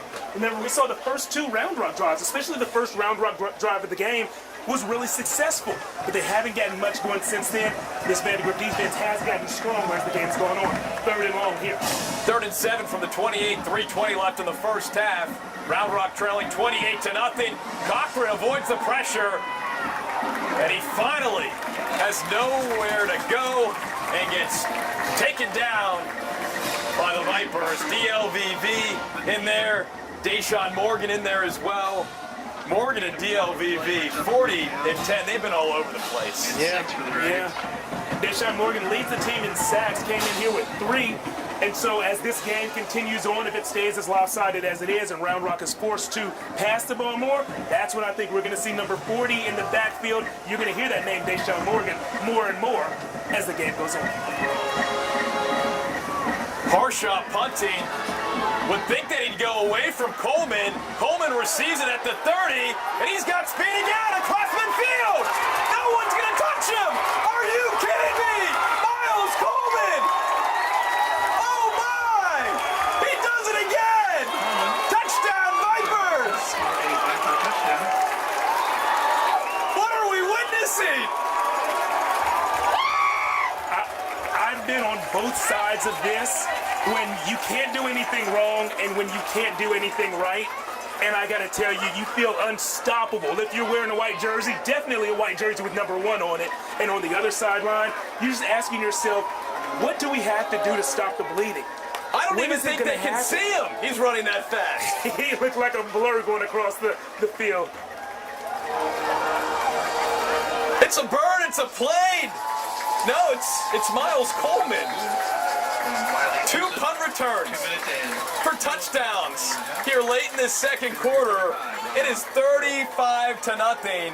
Vandegrift blanking the Dragons in this battle for first place in 25-6A. And we saw Blake Frazier come over there and crown him. You know, the king has arrived, and he showed who he is. Yeah, Miles Coleman taking this game over. So by my count, what is that? 5 straight 3-and-outs for the Round Rock defense. 3 straight scoring drives for the Vandegrift offense. And then back-to-back punt returns for the Vandegrift special teams unit. I don't know that it gets any better than that. It doesn't, and I'm going to put money on who our athlete of the week's going to be. What would someone else have to do lot. to overtake him? A lot. Miles Coleman. He's got 2 punt returns for touchdown tonight, both in a matter of minutes. That gives him 11 total touchdowns this season. Back deep for the Dragons, number 0, Javante Arnold. He came in averaging 20 yards per punt return. That number is going up. Number 99, He came in averaging more than 100 receiving yards per game. We've yet to see that, but he's been taking care of everything on special teams that we haven't had to. And he did have the long catch and run, so he's chipped away at that 100-yard receiver. I think the only reason he might not hit that mark today is if they decide not to pass in the second half, and it looks like they won't have to. Vandegrift up 5 touchdowns, 2:21 left to play in this opening half at Dragon Stadium. What we thought would be a pretty fierce and close-ish district showdown has turned into a blowout between the Vipers and Dragons. Yeah, 35-0 is not what I saw ever happening in this game. I'm shocked. Shocked. I do see number 50 out there on the Vandegrift defensive line. That's Jacob Henry. Now, he starts on the O-line as a guard. He plays a few snaps per game on the D-line. Coach Sanders told us expect to see him out there 10 or 15 snaps on the D-line. Okay. Cochran showing the RPO a little bit more. They're not sure who had the football, at least from our vantage point up top here in the road press box. Talk about number 10. Clock continues to tick. And hey, Jeff, maybe if you're the Dragons, you manufacture something here. You get points on the board, whatever it takes to go into the locker room with some sort of positivity. Man, that would be huge. Just to be able to grab something as a coaching staff and say, look, you know this works. We just proved it going into half. We proved it coming out in our first drive. Let's keep it going. Moose Garlington, jet sweep. $1:38 left Give us to 22, Moose Garland. before halftime. Vandegrift leading 35-0. If you're just joining us here on KVUE's Friday Football Fever on Thursday. Tyler Feldman, Jeff Jones, Corey Mose with us. And as well, Johan Castro, punching all the right buttons. Well, Jeff, so are you here, but Johan's making sure this game is streaming live back at the station for all of you to watch. We appreciate all of you watching tonight. Twins left, Twins right, 3rd and 1. Cochran up the gut, finds a seam near midfield, and that's the first down for Round Rock in quite a while, Jeff. Yeah, it is. First of the quarter for sure. And the first in, 4 or 5 drives? That's huge. Less than a minute to go. Found the corner. Across midfield, clock is ticking. Both teams still with 3 timeouts. 44 seconds left. Second down. Second down and 4 for the Dragons. And finally, a timeout is called by the Vandegrift defense. With 36 seconds left on the clock, 47 yards to go.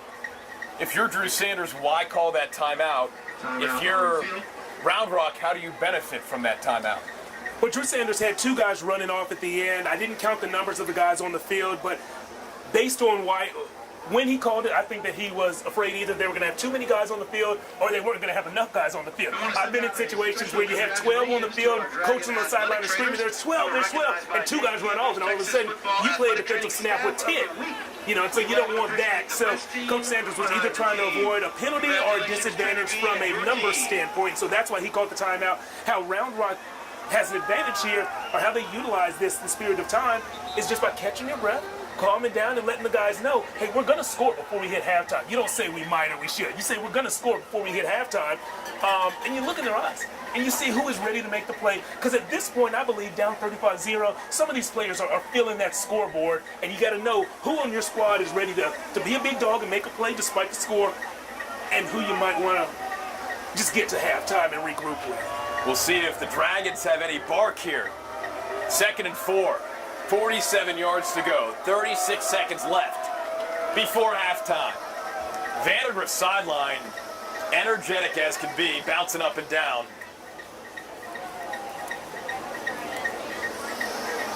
Keeping those legs warm as we wait for the signal and the whistle to get things going. Back to action. TV timeout, we'll call it. Shoot. Here's Cochran. Twins right, rolls right. Shimmies and drags his feet near the 40-yard line. Yeah, got the first. 31 seconds on the clock. Refs stop the clock to move the chains. So I expect Round Rock called 2 plays in that timeout. Everybody knows what they're doing right here. The clock's going again down to 25. They got to snap this ball quick. Handoff to Devontae Arnold, and he has space around the outside and then runs out of bounds near the 25-yard line. Yeah, love that. 16 seconds, and it looks like their playbook is still wide open in their opinion. They're still keeping the ball on the ground. It is what they do best. With 16 seconds, if you want to lean into that, I think you still can lean into that. Maybe one more run play, and then you have to go to the air and to the sideline. Well, yeah, timeout, so you don't have to go to the sideline, but you do have to go to the air after this next play. I'm almost surprised the Dragons haven't used one of their 3 timeouts yet here. But here we go, 1st and 10 from the 28. Cochran, shotgun, low snap. Able to field it, avoids pressure, but then just tosses it out of bounds. DLVV. 2nd down and 10. Four letters, one heavy pressure. I love that. I saw some pressure there that I think could have been mitigated with a little chip block. I think I saw a Round Rock offensive player run by 2 Vandegrift defenders that he could have given a little shove to and just helped Mason Cochran out a little bit, bought him a little more time. But, you know, Mason didn't have to take a big hit or anything, so I guess everybody's okay. Hopefully 2 shots to the end zone here if you're Round Rock. 28 yards to go. Cochran. Twins right. Play action. Fires deep, and there was contact. Yeah. Definite contact, but I don't see a flag. E.J. Johnson was the intended receiver. Jeff, definite contact there across the middle. I'm shocked we didn't see a flag on that. What I do want to shout out is Cruz Carrasquillo getting the pressure there in the backfield, making Mason Cochran make a decision quick. I thought he made a decision that would earn a flag and move Round Rock closer to the end zone for one more shot before they kicked it, but the ref didn't see it the same way. 45-yard attempt here for Kia Haruki. It would be his longest of the season. It is up and good! Haruki, the senior, puts 3 points on the board for Round Rock. The shutout no longer for Vandegrift. And after 2 full quarters of play, it's the Vipers 35, Dragons 3. You got points, Jeff. You got points, a reason to smile, a reason to enter halftime, feeling like you might have some kind of momentum, something to build on. You tell the guys, we started the half the right way, doing what we do best, running our zone read game is what we'll call it, and we ended the half doing what we do best. We drove down the field both times. We can do that again if we stick to our game plan and chip away at this lead drive by drive. Now, once you tell the special teams, that's going to be completely different. We got to revamp every bit of that if you're Round Rock. I think you've got to figure out a way to stop Miles Coleman. I think that would help. But I think that's really challenging to do. Ladies and gentlemen, you know how to plan for it, but how to execute it is something entirely different. All right, halftime here at Dragon Stadium. Vandegrift leading Round Rock 35-3. You are streaming live on KVUE Plus and our KVUE YouTube channel. KVUE's Friday Football Fever on Thursday. Enjoy the bands. We'll see you after halftime. Lieutenant Colonel Daybreak Cleveland and Colonel Madison Howard. The 2023 social officers are Grace Haney, Social Sergeant Saison Lambert, and Social Captain Hannah Leckie. The Spear of the Legacies is Annabelle Hughes, and the Legacy of the Week is Emma Schumann. Tonight, the Legacies will be performing their streamer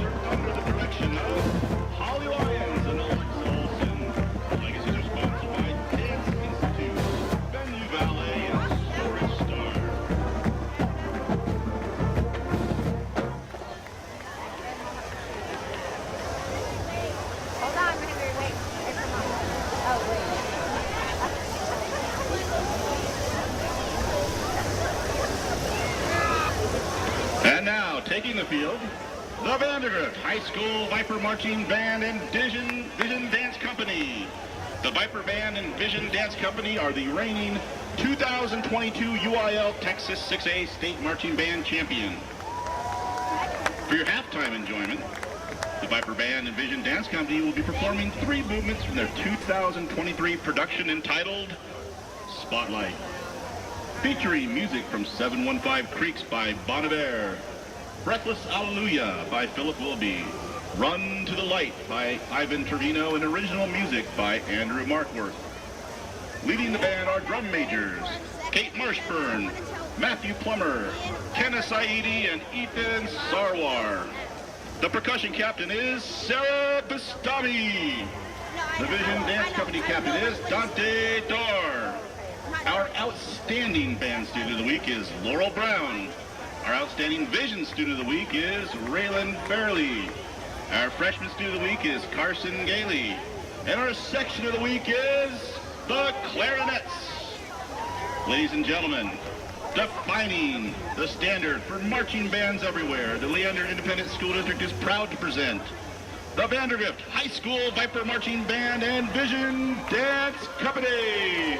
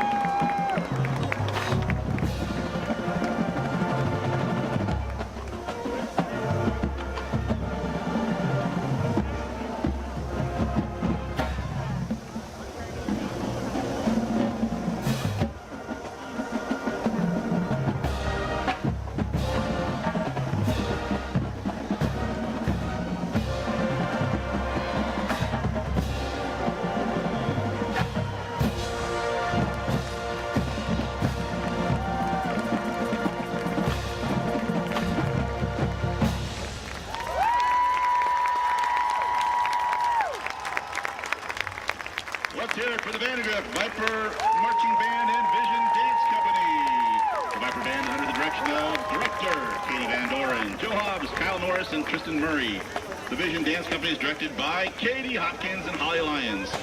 Additional band division staff includes Trevor Drury, Santiago Aguilar, Adam Kroback, Cody Harrington, Greg Humphrey, John Melito, Gabby Matthews, Mackenzie Peacock, and Kaylin Spidell. The Viper Band would like to thank Workplace Dental and Matthew Loran Roofing and Restoration for their support of the band program. We hope you enjoyed our performance tonight. The Viper Band would like to extend our sincere best wishes to the Round Rock Marching Band during the upcoming marching band competition season. And Dragons, the Viper Nation will be watching and cheering you on as you bring the Texas talent to BOA Grand Nationals this year. Go Dragons!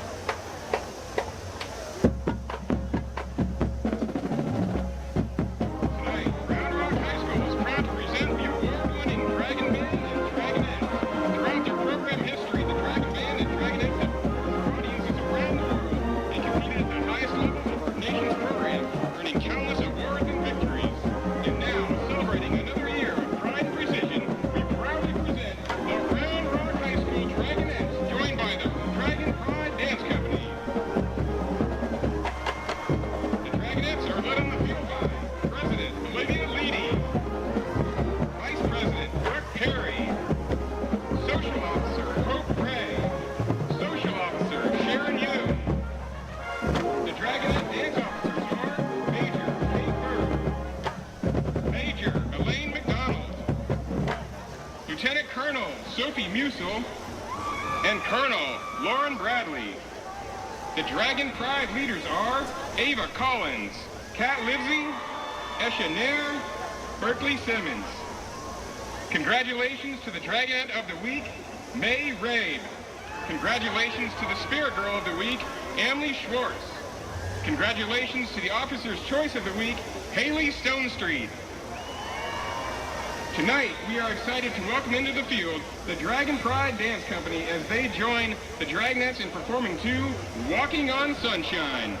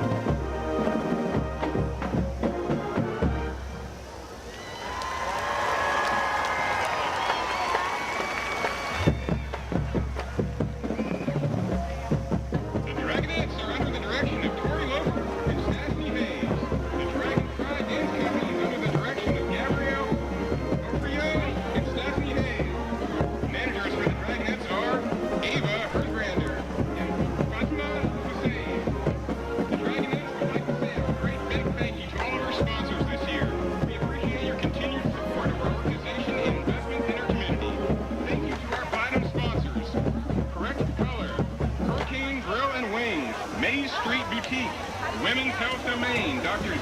Amy Chapman, Dr. Tyler Hancock, and Dr. Katie Boswell. Woodhouse Day Spa in Cedar Park in Austin Fleet Services. Next, our award-winning Dragon Band takes the field.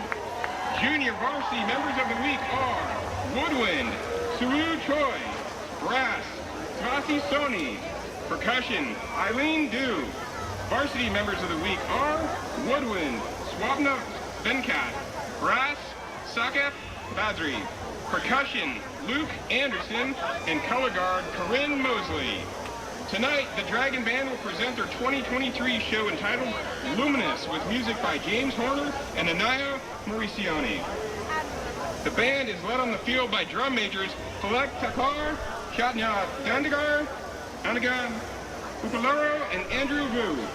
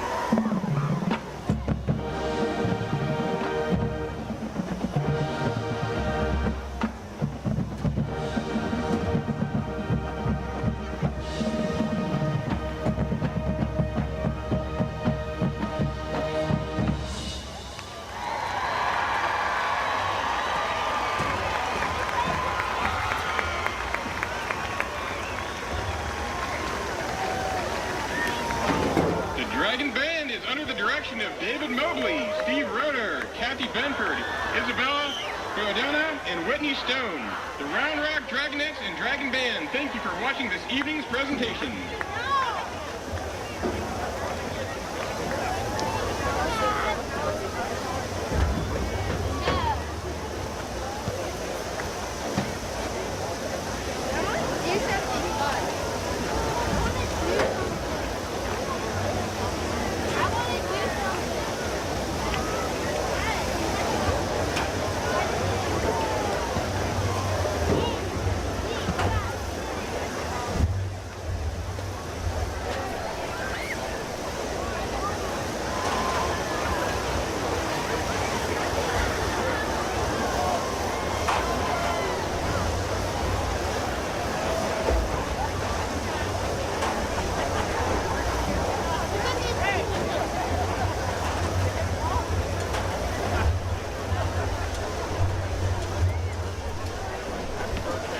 Ladies and gentlemen, this weekend is the opening weekend for the Texas Stars hockey team.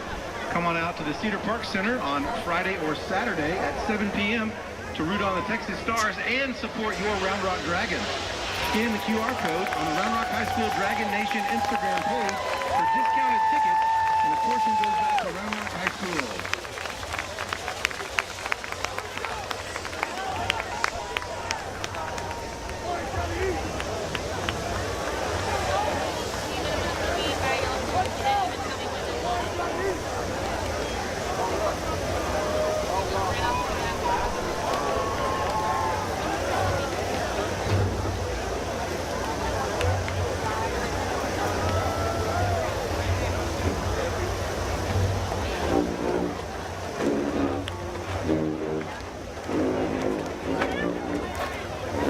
I'd like to give a special shout out to the Dragon Stadium announcers booth student of the week, Benjamin Giles. Congratulations, Benjamin.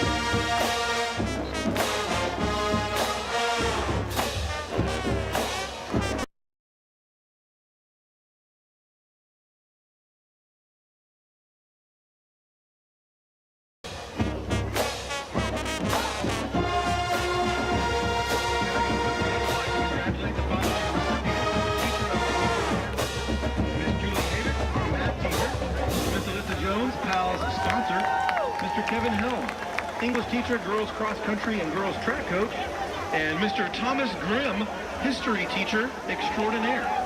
This award is voted on weekly by the varsity football team.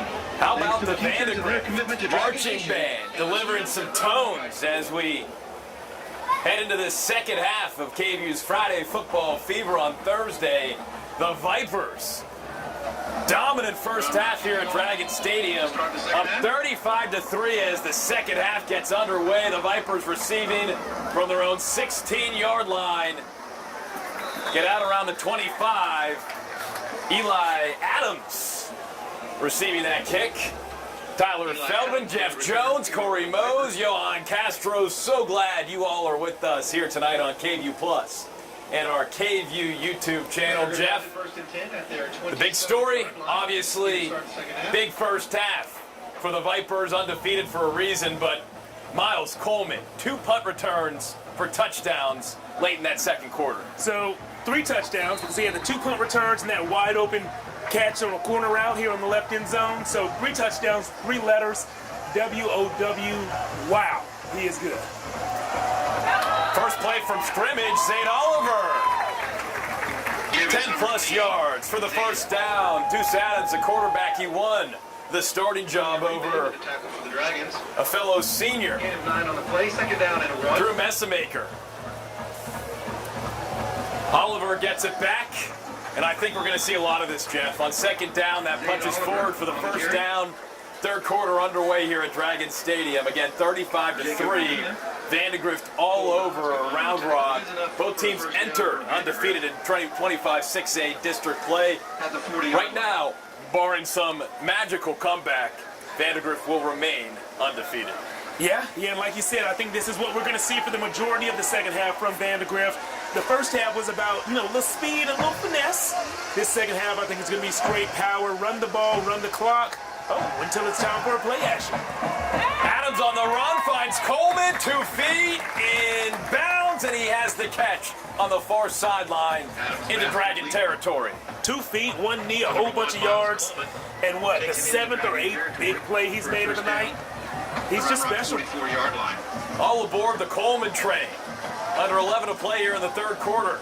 Adams hands it off. Oliver again up the middle. Credit that Vandegrift offensive line anchored by 5 seniors. Blake Frazier, Jacob Henry, Rylan Wisdom, Gage Garrison, and Sam Perry. That is a dominant force. No huddle here for the Vipers. 1st and 10 from the 30. Yeah, you mentioned those 5 seniors on the offensive line. Before this season started, Vipers head coach Drew Sanders told us this year's group has 68 seniors. That is a huge class. And so there's a lot of leadership, a lot of veteran experience on this team. And so, games like this that are kind of out of hand early, even your young guys can mentally hang on to that.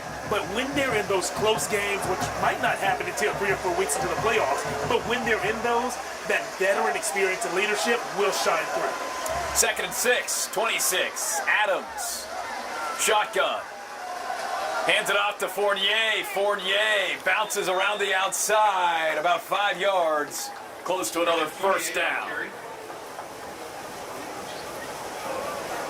Christian Williams with the tackle for the Dragons. They mark him down on the 23-yard line, so it'll be 3rd down and 3. 9.5 minutes to play in the third quarter. Vandegrift leading Round Rock 35-3. Twins left. It's Adams and Coleman. Adams, Deuce Adams, the quarterback. From the shotgun, we have whistles. Vandegrift calls a timeout, talk things over. First timeout of the half for the Their Vipers. first time out from the second half. Yeah, I don't know what they saw there that didn't quite look right, but what I do like, and I'm really not surprised, I like how seriously they're taking this opening drive of the second half. You don't want to, and even though it wouldn't be close if, say, Vandegrift were to end this drive with no points and give up a touchdown, it would still be 35-10, but you don't want to let a team as good as Round Rock even start to think that they might gain some momentum and might inch back in. If you open this second half, if you're Vandegrift, and you open this second half with a dominant drive down the field, 0 negative plays so far on this drive, and you punch it into the end zone, that sends a message. Not only did we dominate the first half, but we're here to dominate the second as well. And so Coach Drew Sanders and the rest of the staff taking this opening possession very seriously, and whatever they saw right there, they said, we haven't had any negative plays yet in this third quarter, and we don't want to start now. A timeout is worth it. 3rd down and 3. 23-yard line. Let's see what the Vipers do out of their first timeout of this second half. Adams, shotgun. Fournier's on his right hip. Fournier out to the flat. Adams doesn't like it. He twists and turns, throws on the run, has his man, and it is caught. Is that Jay Skoglund? That's him. It is. The Austin Peay commit. Making the grab on 3rd down, moving the chains. You know what I like about him? Like, we've known him for a while. He's a multi-year contributor on this team, but he has a college scholarship offer with only 6 receptions on the season. Adams running the RPO, tucks it himself, but look who's there. Justin Lee saying, not right now. You've done a lot, Deuce, but I'm going to stop you here. So going back to Skoglund, he's proven that he's a complete tight end. These colleges aren't recruiting him just because he is a a pass-catching threat, he can also block as well. And we see that by the low pass-catching numbers, but still the college scholarship. 8:42 left in this third quarter. Vipers up 32. Second and 6. From the 6. Adams takes his time. Look at all this room. Still on his feet. Still running. What's he going to do? No flags yet. He throws into the end zone and incomplete. He was looking for Coleman. Oh, man, he had all the time in the world. Credit that offensive line again, but that'll set up a third down and goal from the 6. Man, and credit those defensive backs for maintaining some semblance of coverage for what looked like it was 8 or 9 seconds. That was crazy. I was watching Miles Coleman, who the ball was intended for. Miles Coleman probably had 2 steps on his defender across the entire back line of the end zone. Had Deuce Adams gotten the ball near Miles, it would have been Coleman's 4th touchdown of the day, but the ball wasn't quite where it needed to be. Good news for the Vipers, they got another down. I think that play lasted longer than Miles Coleman's 2 punt returns for touchdowns. Third and goal from the 6. Here's Deuce. Gives it to Fournier. Fournier keeps the feet moving, but he gets met at the line. Dylan Uribe, the senior linebacker, there to make the stop. Bears Owens leading the way defensively. So out comes the sophomore. Brings up 4th down. Wiley Olson. Again, the junior kicker, Noah Calbrook. Battling some soft tissue issues. He's not playing tonight, so on 4th and 5, 22-yard chip shot for Olson. Kick is up, and the kick is good. It might be time for the Vandegrift offense to get back out there. Oh, okay, it's 4th and goal. Okay, so what they're going to do, it looked like the Round Rock defense jumped offside, so they'll go half the distance here if they choose to accept the penalty and re-kick, or they could just decline and take those points. And that's exactly what the referee is saying to Drew Sanders, but you can see the referee's signal. Round Rock is the call. And they'll keep the points. Keep the points. Yeah, for a second, I thought that it was 4th and 5 from the 6, so I thought that the 5 yards would have given them a first down, but not the case here. Not the case. So Olson's kick, the 22-yard chip shot is good. That makes it 38-3. Vandegrift making quick work of Round Rock tonight. 7:40 left here in the third quarter. Again, if you're just joining us, so glad you're with us here on KVUE's Friday Football Fever on Thursday. Tyler Feldman, Jeff Jones, Corey Mose, Johan Castro. A team of 4 making sure we've got this awesome live stream going for you tonight from Round Rock, Texas, Dragon Stadium. Vandegrift, as advertised. Yeah. Coach Sanders telling us earlier this week he's never had more college commits in his program than the team this year.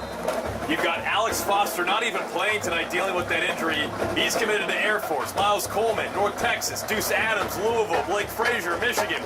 Jacob Henry has some FCS offers. Jay Skoglund committed to Austin Peay.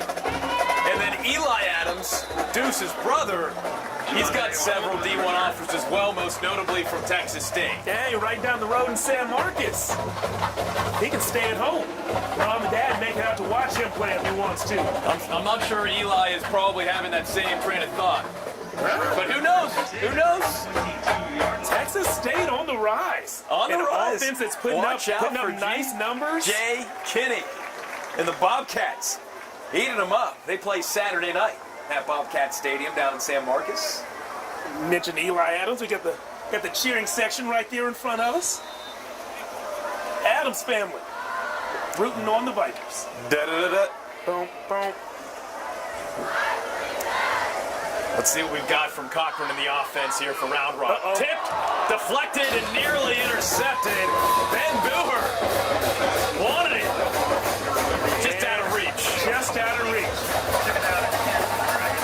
You can see this Vandegrift sideline is just loving life right now. Why wouldn't they be? Vipers are up 38-3 with about 7.5 minutes left in this third quarter. Round Rock did end the first half with a nice productive drive that put their only points on the board. They kept the ball on the ground for longer than I thought they would on that drive. We'll see if they do the same here. 2nd and 10 from the 22, play action. Cochran keeps it. Cuts outside. We've got a flag on the play. We've got 2 flags on the play. Yeah, it was kind of a dangerous situation. I don't want to call the young man out by his number. I'm just choosing to think that he just didn't know the rule there. But there was a Round Rock receiver who threw a cut block at a Vandegrift defender who was running from the inside out. So the defender was running from about the center of the field towards the sideline. The receiver was at the sideline throwing a cut block coming back in. And why that's dangerous is because the defender can't see him. And if you can't see that, you can't protect yourself. It's classic recipe for an ACL injury if that block connects. Thankfully, that block did not connect, but that's why that rule is in place. Well explained there, Jeff. Thank you.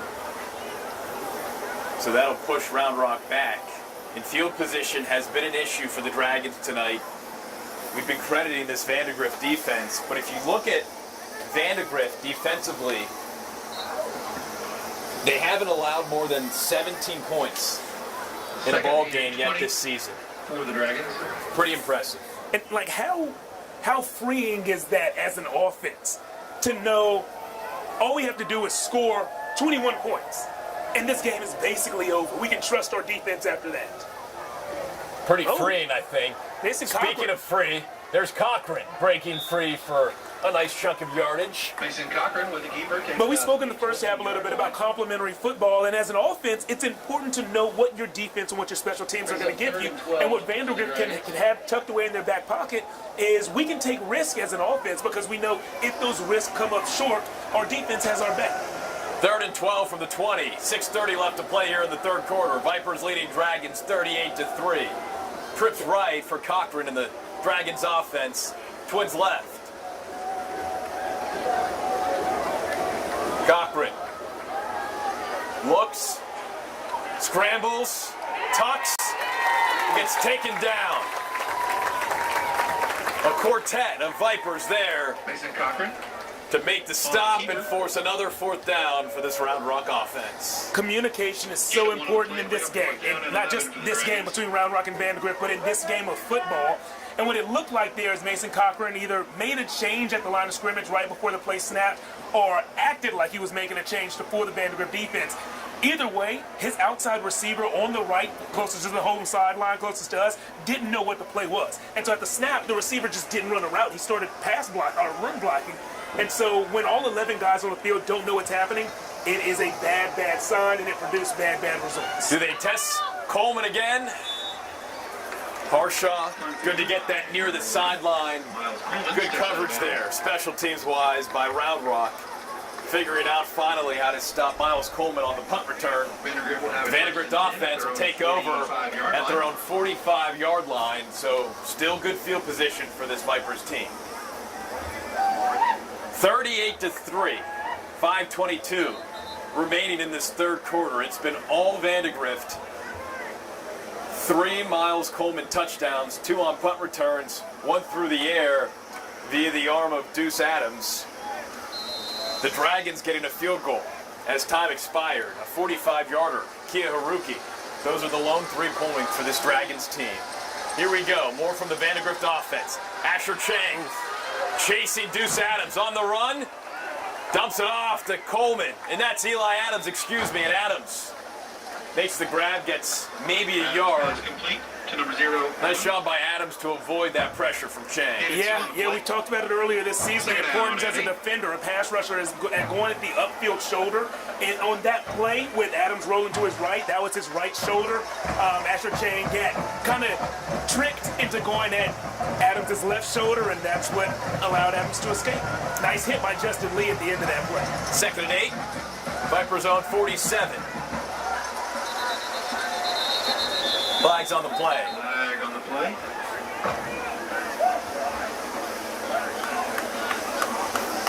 False start of the offense, so that'll push back the Vipers 5 yards. 2nd down and 13. 4:39 left in this 3rd quarter. Vandegrift is the team to beat in District 25 6A. The state runner-ups a season ago. Bruce Sanders creating quite the program over in Leander. 2nd and 13, 42. Adams. Coleman. Wow. Coleman spins off. Did he lose his helmet? Coleman with the ball. No, it's still on his head. That's where it should be. It should be there. I don't know why I saw some movement there. He's so fast that you just never know what you're actually seeing.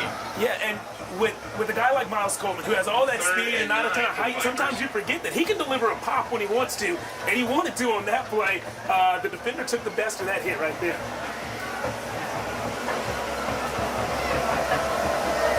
Third and 9. Ball in the 46. Deuce Adams, trip right. From the shotgun, drops back, steps up.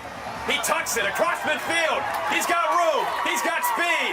Across the 35, and he'll go down at the 31-yard line. Great vision, great control, great speed, and great decision at the end of that play by Deuce Adams. Yep, love that he found a way to get down, and you can kind of see him looking for it at the end of the run right there. Am I going out of bounds or am I getting down on the ground?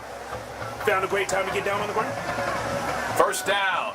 Deuce Adams to Coleman, and Coleman better tackle him quickly. He's got speed. Brought down around the 25-yard line. And hey, Jeff, Vandegrift's a fairly new program. Their first year was 2009, with their first actual season playing was 2010, and it's been all Drew Sanders building this program from the ground up, and we talked about it earlier. It's pretty impressive what they've been able to accomplish. Yeah, he says what's gotten them this far is the work that you brought up in the first half, and that's trust. He said this community has been kind enough to trust him with guiding their young men through this program.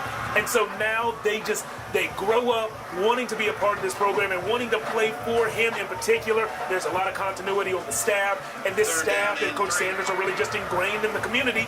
And so whenever times get tough in a game, on the field or off the field, that trust, that foundation of trust helps them get through it. So he wanted to make sure that we get that message out, because that is very, very important. It's critical to this program. 3rd and 3 from the 25. Fournier following his blockers stupendously out of bounds. Good enough for the first down, and Jeff, to that point, Vandegrift has lost just 2 district games since 2018. Funny enough, both those losses coming to Round Rock back in 2020 and 2021. Yep. Pretty impressive by the Vipers. You know, that's when Vandegrift was still kind of on the rise, but they are definitely here now. There are no weak links on this team. This Vandegrift roster is loaded at every single position, not just with talent, but also with experience. We mentioned the 68 seniors on this squad. This is a legitimate state title contender, and we see why now that they're playing a very good team and making it look very easy. 5 straight seasons of 10 or more wins. That consistency, beyond impressive. As Adams hands it off to Fournier. Fournier shimmies right, shimmies left. Fournier on the carry. 12-1, 11-1, 10-3, 12-2, and then 14-2 last year. They lost to DeSoto in the state championship game. In 13 seasons as a varsity team, and remember, 2010, that first full year was played without any seniors. The Vipers have had 7 seasons of double-digit wins. Wow. Incredible. 3rd and 3 from the 10. Look at this motion. And change the line. We've got a whistle. Well, it'll all start on the offense, so I'm not sure what they were trying to do there, Jeff. You can dissect things there, but that'll push it back 5 yards. Getting a little creative, and you know, when you have all those motions, you have to make sure the right guys are moving at the right times and in the right directions. When there's a little confusion, hey, it can cause a penalty. That's what happened. Minute left in the 3rd quarter. Vandegrift looking to extend its lead. Currently up on Round Rock 38-3. 3rd and 8 from the 15. Adams putting Coleman in motion. He's Adams wide open. Drops it wide back. open. Coleman is wide open. Finally locates number 1. And number 1 gets stuffed. Pass complete to number 1, Miles Coleman. Hank, a pull. Hank fell with the tackle. That hit was something else there. Miles Coleman, when he motioned over, the defense was caught off guard. Nobody went with him, and so it looked like it was probably a zone coverage, and that's why nobody directly went with him. But when the receiver who was already out there at the snap, he took that corner out of that flat zone, and so Miles was just sitting there wide open for 4 seconds before he got the ball. Big hit from Hank Oppel. Direct snap to Zane Oliver. And Oliver dives into the end zone. Another touchdown for the senior running back, Zane Oliver, his third end zone visit tonight.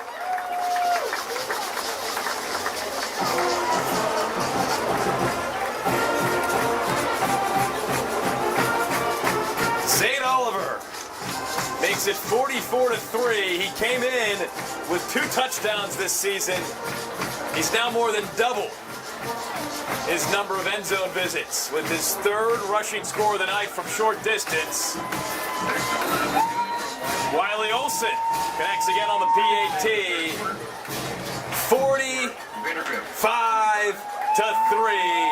Vandegrift, full throttle, showing why it is no doubt the top team in District 25 6A. And we asked head coach Drew Sanders if there was a different energy, a different juice in practice this week. He said, oh yeah, it is. We want to attack each week with a similar structure, but it's okay for the players to get up and feel like this week is practically for the district championship, which it's not technically for the district championship, but it kind of feels that way. And we're seeing that reflected on the scoreboard. Round Rock is probably the 2nd best team, maybe the 3rd best team that Vandegrift has played all year. Dripping Springs probably a little bit better, and Cedar Park on a good day can maybe compete with a Round Rock. And the most points that Vandegrift has scored this season is 51. They're on pace to maybe break 51 by the middle of the 4th quarter if they want to. This is very impressive, very impressive. They've been dominant all season, but not against teams like this. Now they're showing when they really want to turn it on, they can beat a legitimate playoff team. Total beatdown by the Vipers tonight. Jeff, I loved what Coach Sanders told us Tuesday when we chatted with him. He said that I like to tell my players, what I'm thinking. Yep. And I'm thinking, yeah, this is a big game, so I'm going to tell them that this is a week where the juices should be flowing a little bit more. That continuity. Miles Coleman, 3 touchdowns. Zane Oliver, 3 touchdowns.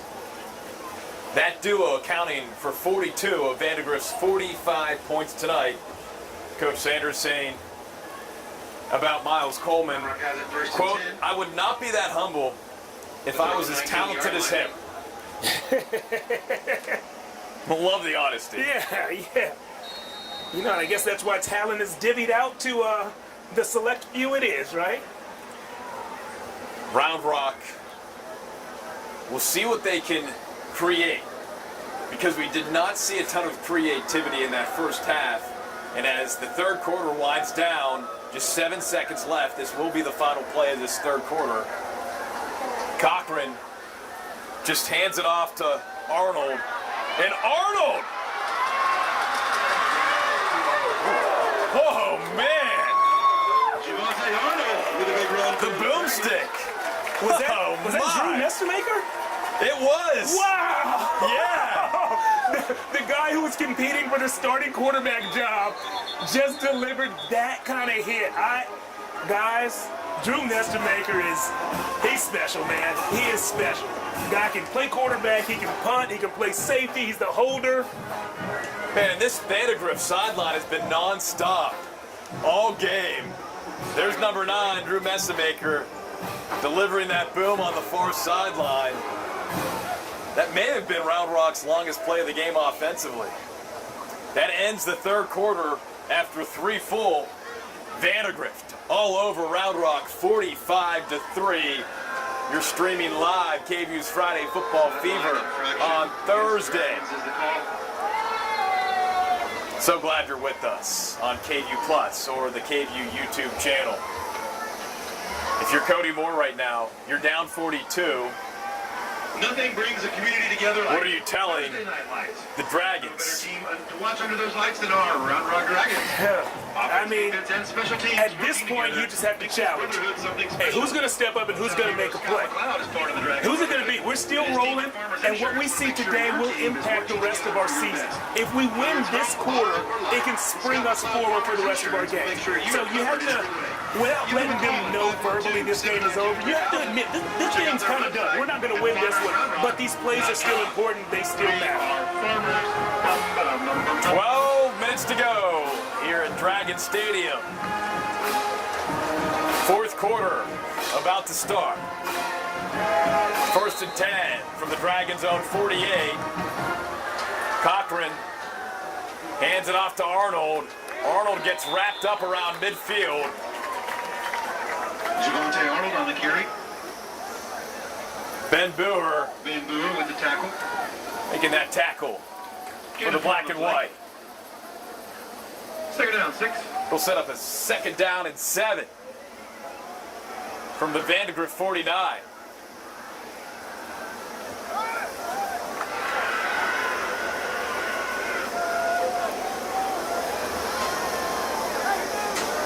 Coach Sanders describing this game as a slobber knocker earlier this week. Not sure what that means.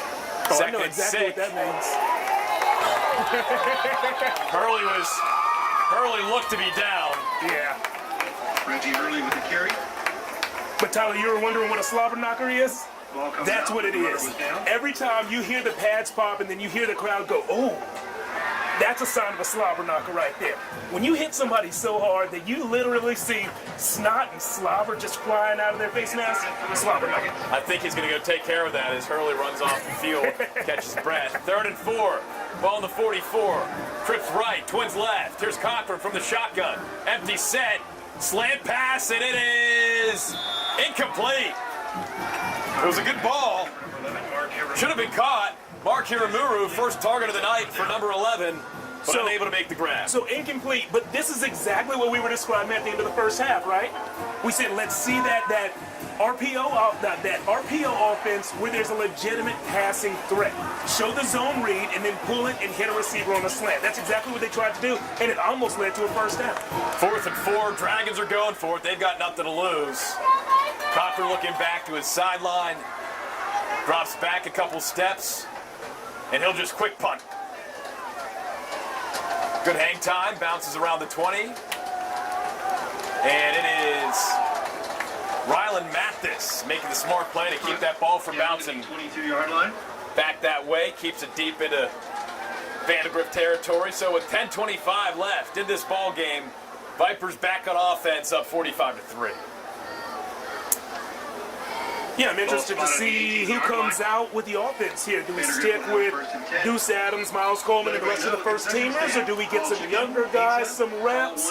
Vandegrift is very familiar with these blowout wins, so I'm sure they have a system in place. Once we hit a certain number, a certain amount of points we're ahead at a certain time in the fourth quarter, that's when you guys come out and the other guys go in. As you can see, first teamers are out there still. A little bit surprised, up 42. Deuce Adams still under center. He's got Twins right. He'll just hand the ball off.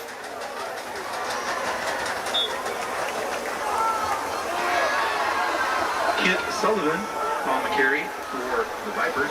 And something else you might do is what we may have just seen right there. You might bring in most of the first teamers, but get the ball to a reserve guy. So you see what a backup running back can do with starting caliber offensive linemen. Maybe you see what a backup receiver or two can do with starting caliber offensive linemen and quarterbacks out there. So you could kind of mix and match the ones and the twos for a series or two. Yeah, that was number 14, Kent Sullivan, with the carry there, the junior running back for Vandegrift. 2nd and 7. Sullivan gets it again, keeps the feet churning. Kent Sullivan on the carry. Brought down by Hank Oppel. On the tackle for the Dragons. Again, no Leonard Moore tonight. The 3-star quarterback committed to Notre Dame.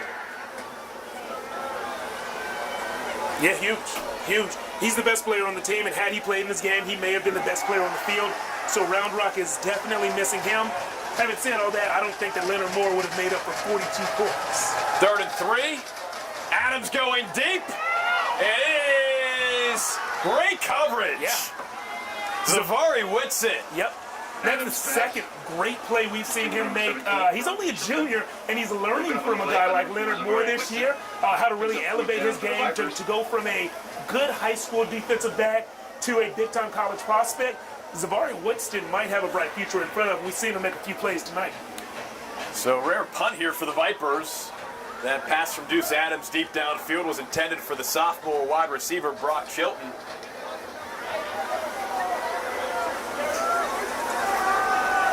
Oh! Noah Calber just gets it off in time. It's received around the 25. Oh, and he's still keeping his feet moving. Javante Arnold. Javante Arnold with the Nice little return. 8:44 left to play here in this ball game. Jake Scotland forcing him out of bounds. Dragons are running out of time. A couple of other scores around town right now. Pretty big Thursday night schedule for Central Texas. These are the games taking place actually in town, not counting the teams from Central Texas that drove out of town to play. But Weiss looks like they're going to keep that undefeated record intact. They are up big against Bryan, 35-6 late in the third. LBJ on top of Navarro, 27-0 in the third quarter there. Austin High beating Agans 27-zip. The Maroons going to get one in the win column tonight. And Bowie and Johnson playing in a very close game, a one-point game. The Bulldogs lead the Jags 14-13 in the third. Thanks, Jeff. 8:44 left in this ball game. Vipers leading the Dragons 45-3. Arnold gets about 11 yards on that run, close to midfield. I think Javante Arnold has been a bright spot offensively as this ball game has progressed. Cochran just trying to do anything. But, Jeff, what can we say about this defensive line from Vandegrift? Relentless. Yeah, so relentless, they're very good, they're athletic, they're doing what they're supposed to do. But I think what we see here is what we've seen from them for years. It's how disciplined they are. And if you're going to stop a zone read or RPO offense, what you have to do is be disciplined in what your assignment is on every play and trust your teammates that they're going to do the same. So you don't have to overcompensate. If your job is to hit the quarterback because you know your teammate whose job it is to hit the running back is going to do what he's supposed to do. Quick pass for Cochran to Hiramuru, and he is met immediately. No gain on that play. Maybe lost a yard or two. Yeah, that was kind of strange. There was a little hitch in Cochran's throw. It should have been a little more immediate. I think the running back actually standing to his right might have gotten in the way of his throwing motion and caused him to kind of hitch there. It didn't look how I expected that quick pass to look. Third down, 15. Third and 15, 7 minutes left here at Dragon Stadium. Cochran pitches it left to Arnold, and there's just no blocking. There's no room for Arnold to run. This Vipers defense, we keep saying it, but it is just reality. Hollister Stevens there with the tackle. Dylan Linehan on the tackle. And these guys are fast, and they know exactly where they want to get. They're getting there in a hurry, and it's just, what can you do? What can you do in an option play like that? In a perfect world, the running back catches the ball and has one man to beat. But in this world, where this defense is so smart and so fast, the running back's catching the ball and has 3 guys to beat. Like, even if you do your job and make the first one miss, there are 2 others. If you make 2 miss, so you go above and beyond, there's still somebody else there to make the play. It feels like you're fighting a losing battle. And it's felt that way all game pretty much for Round Rock. Fair catch made by number 6, George Farley. George Farley making the fair catch. I think we've seen enough of Miles Coleman and what he can do back there. Give someone else a shot. Ball spotted at the 33-yard line. 6:15 left in this ball game. Vandegrift leading Round Rock. Meeting number 6 district-wise. All time between these two teams. Looks like Vandegrift will improve to 4-2 all time against the Dragons. The Dragons had entered winning 2 of the last 3 in this series, although Vandegrift did win last year. It also looks like Vandegrift will have sole possession of first place in District 25 6A. Both teams entered a perfect 3-0 in league play.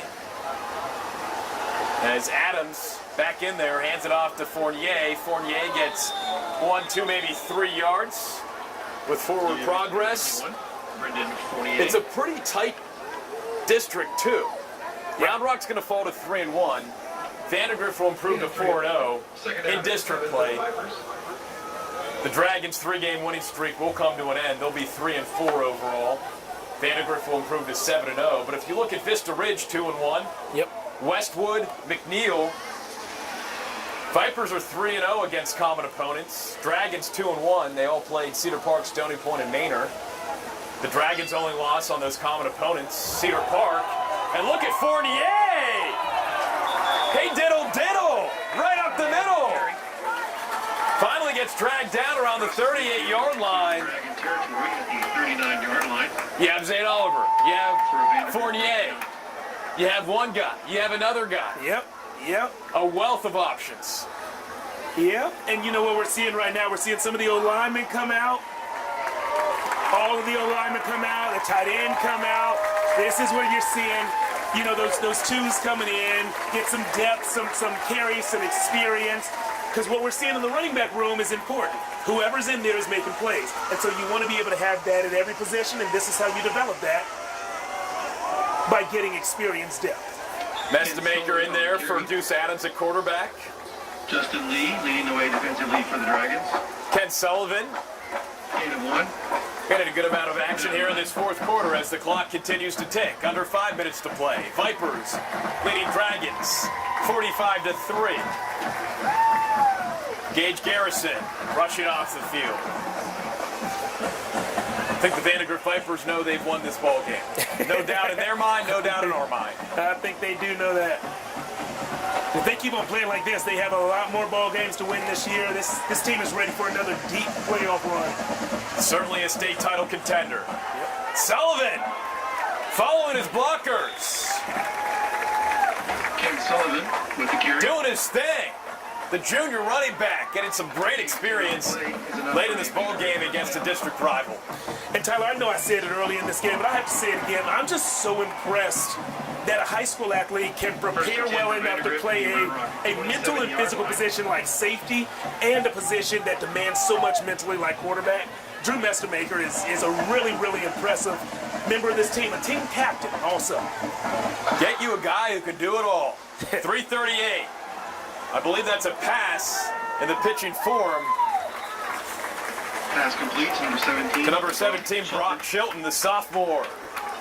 Noah Cockerham on the tackle for the Dragons. 3.5 minutes to go.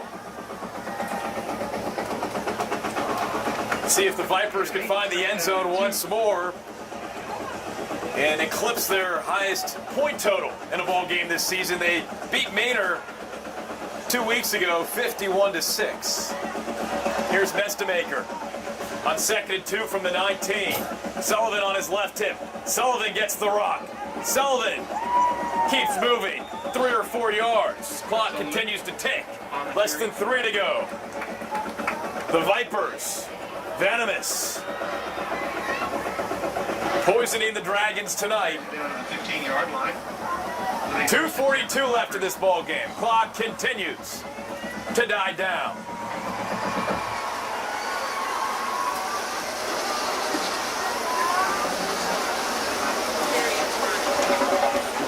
Good clock management by the Vipers. Mestamaker on 1st and 10 from the 15. And there's movement. There's going to be a flag on the play, but Jeff, let's look at the remaining schedule for both of these teams. Let's check it out. Starting with Vandegrift. Next Friday, they host Cedar Ridge. Then the following Friday, October 27th. Cedar Ridge currently winless in district play, I believe. Winless. Yeah. And they face a Vista Ridge team who's 5-1 overall right now. Yeah, Vista 2-1 Ridge, in district. That's Vista on the Ridge's road. one loss was a very close one to McNeil. The scoreboard said 7-6. Yeah, McNeil ended up kneeling that one out, kind of where Vandegrift is right now, with definitely scoring opportunities here on the board. Vista Ridge is an interesting one that I haven't quite figured out yet, but I do think that Vandegrift has the upper hand in that game.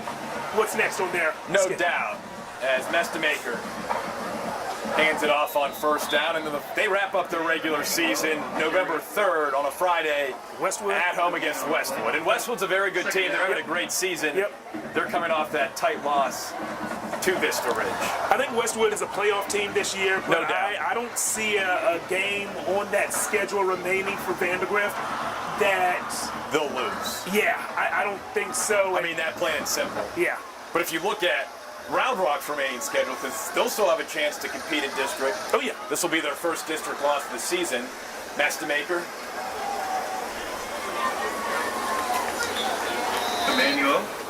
carry. Handed it off to number 24, Ben Emanuel. And then, okay, so the Dragons, next Friday at McNeil.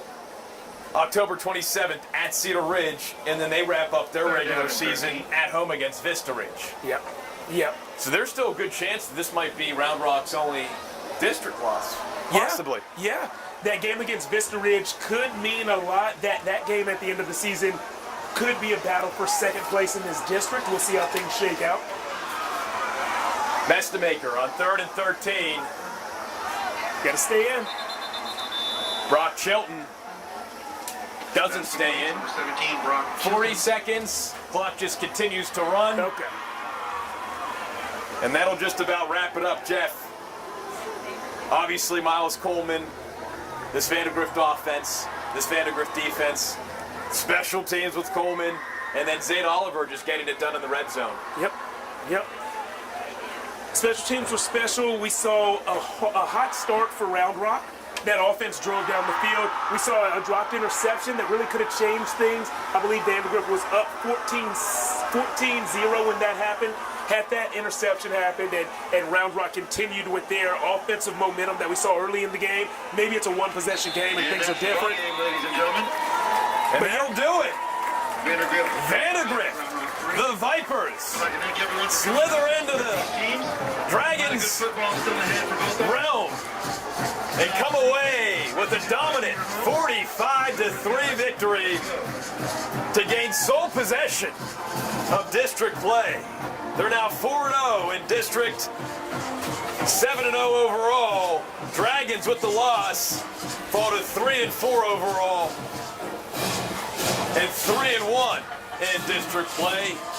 The Vipers snapping the Dragons' 3-game winning streak. And Jeff, I think what we learned tonight was Vandegrift is no doubt in our minds the team to beat, not just in this district, but also quite possibly in the state. It's time to start having that conversation. Is this the best team in our area? We've said it's been Westlake for years and years. Is it now the Vandegrift Vipers? That is a very real question and one that we may not have a very real answer to until the middle part of the playoffs, but I hope we get to see those two on the same field at some point. Jeff, you're not alone in that feeling. Just an impressive evening for Miles Coleman, the senior. 1 receiving touchdown, 2 punt returns for touchdowns.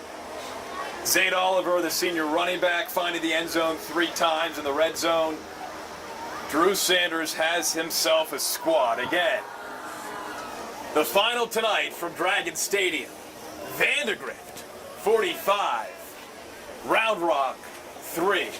For my partner, Jeff Jones, Corey Mose, Johan Castro, I'm Tyler Feldman saying so long from Round Rock, Texas. Vipers 45, Dragons 3. We'll see you tomorrow night on Friday Football Fever. Until then, thanks again for joining us tonight on Friday Football Fever on Thursday. Good night, everyone.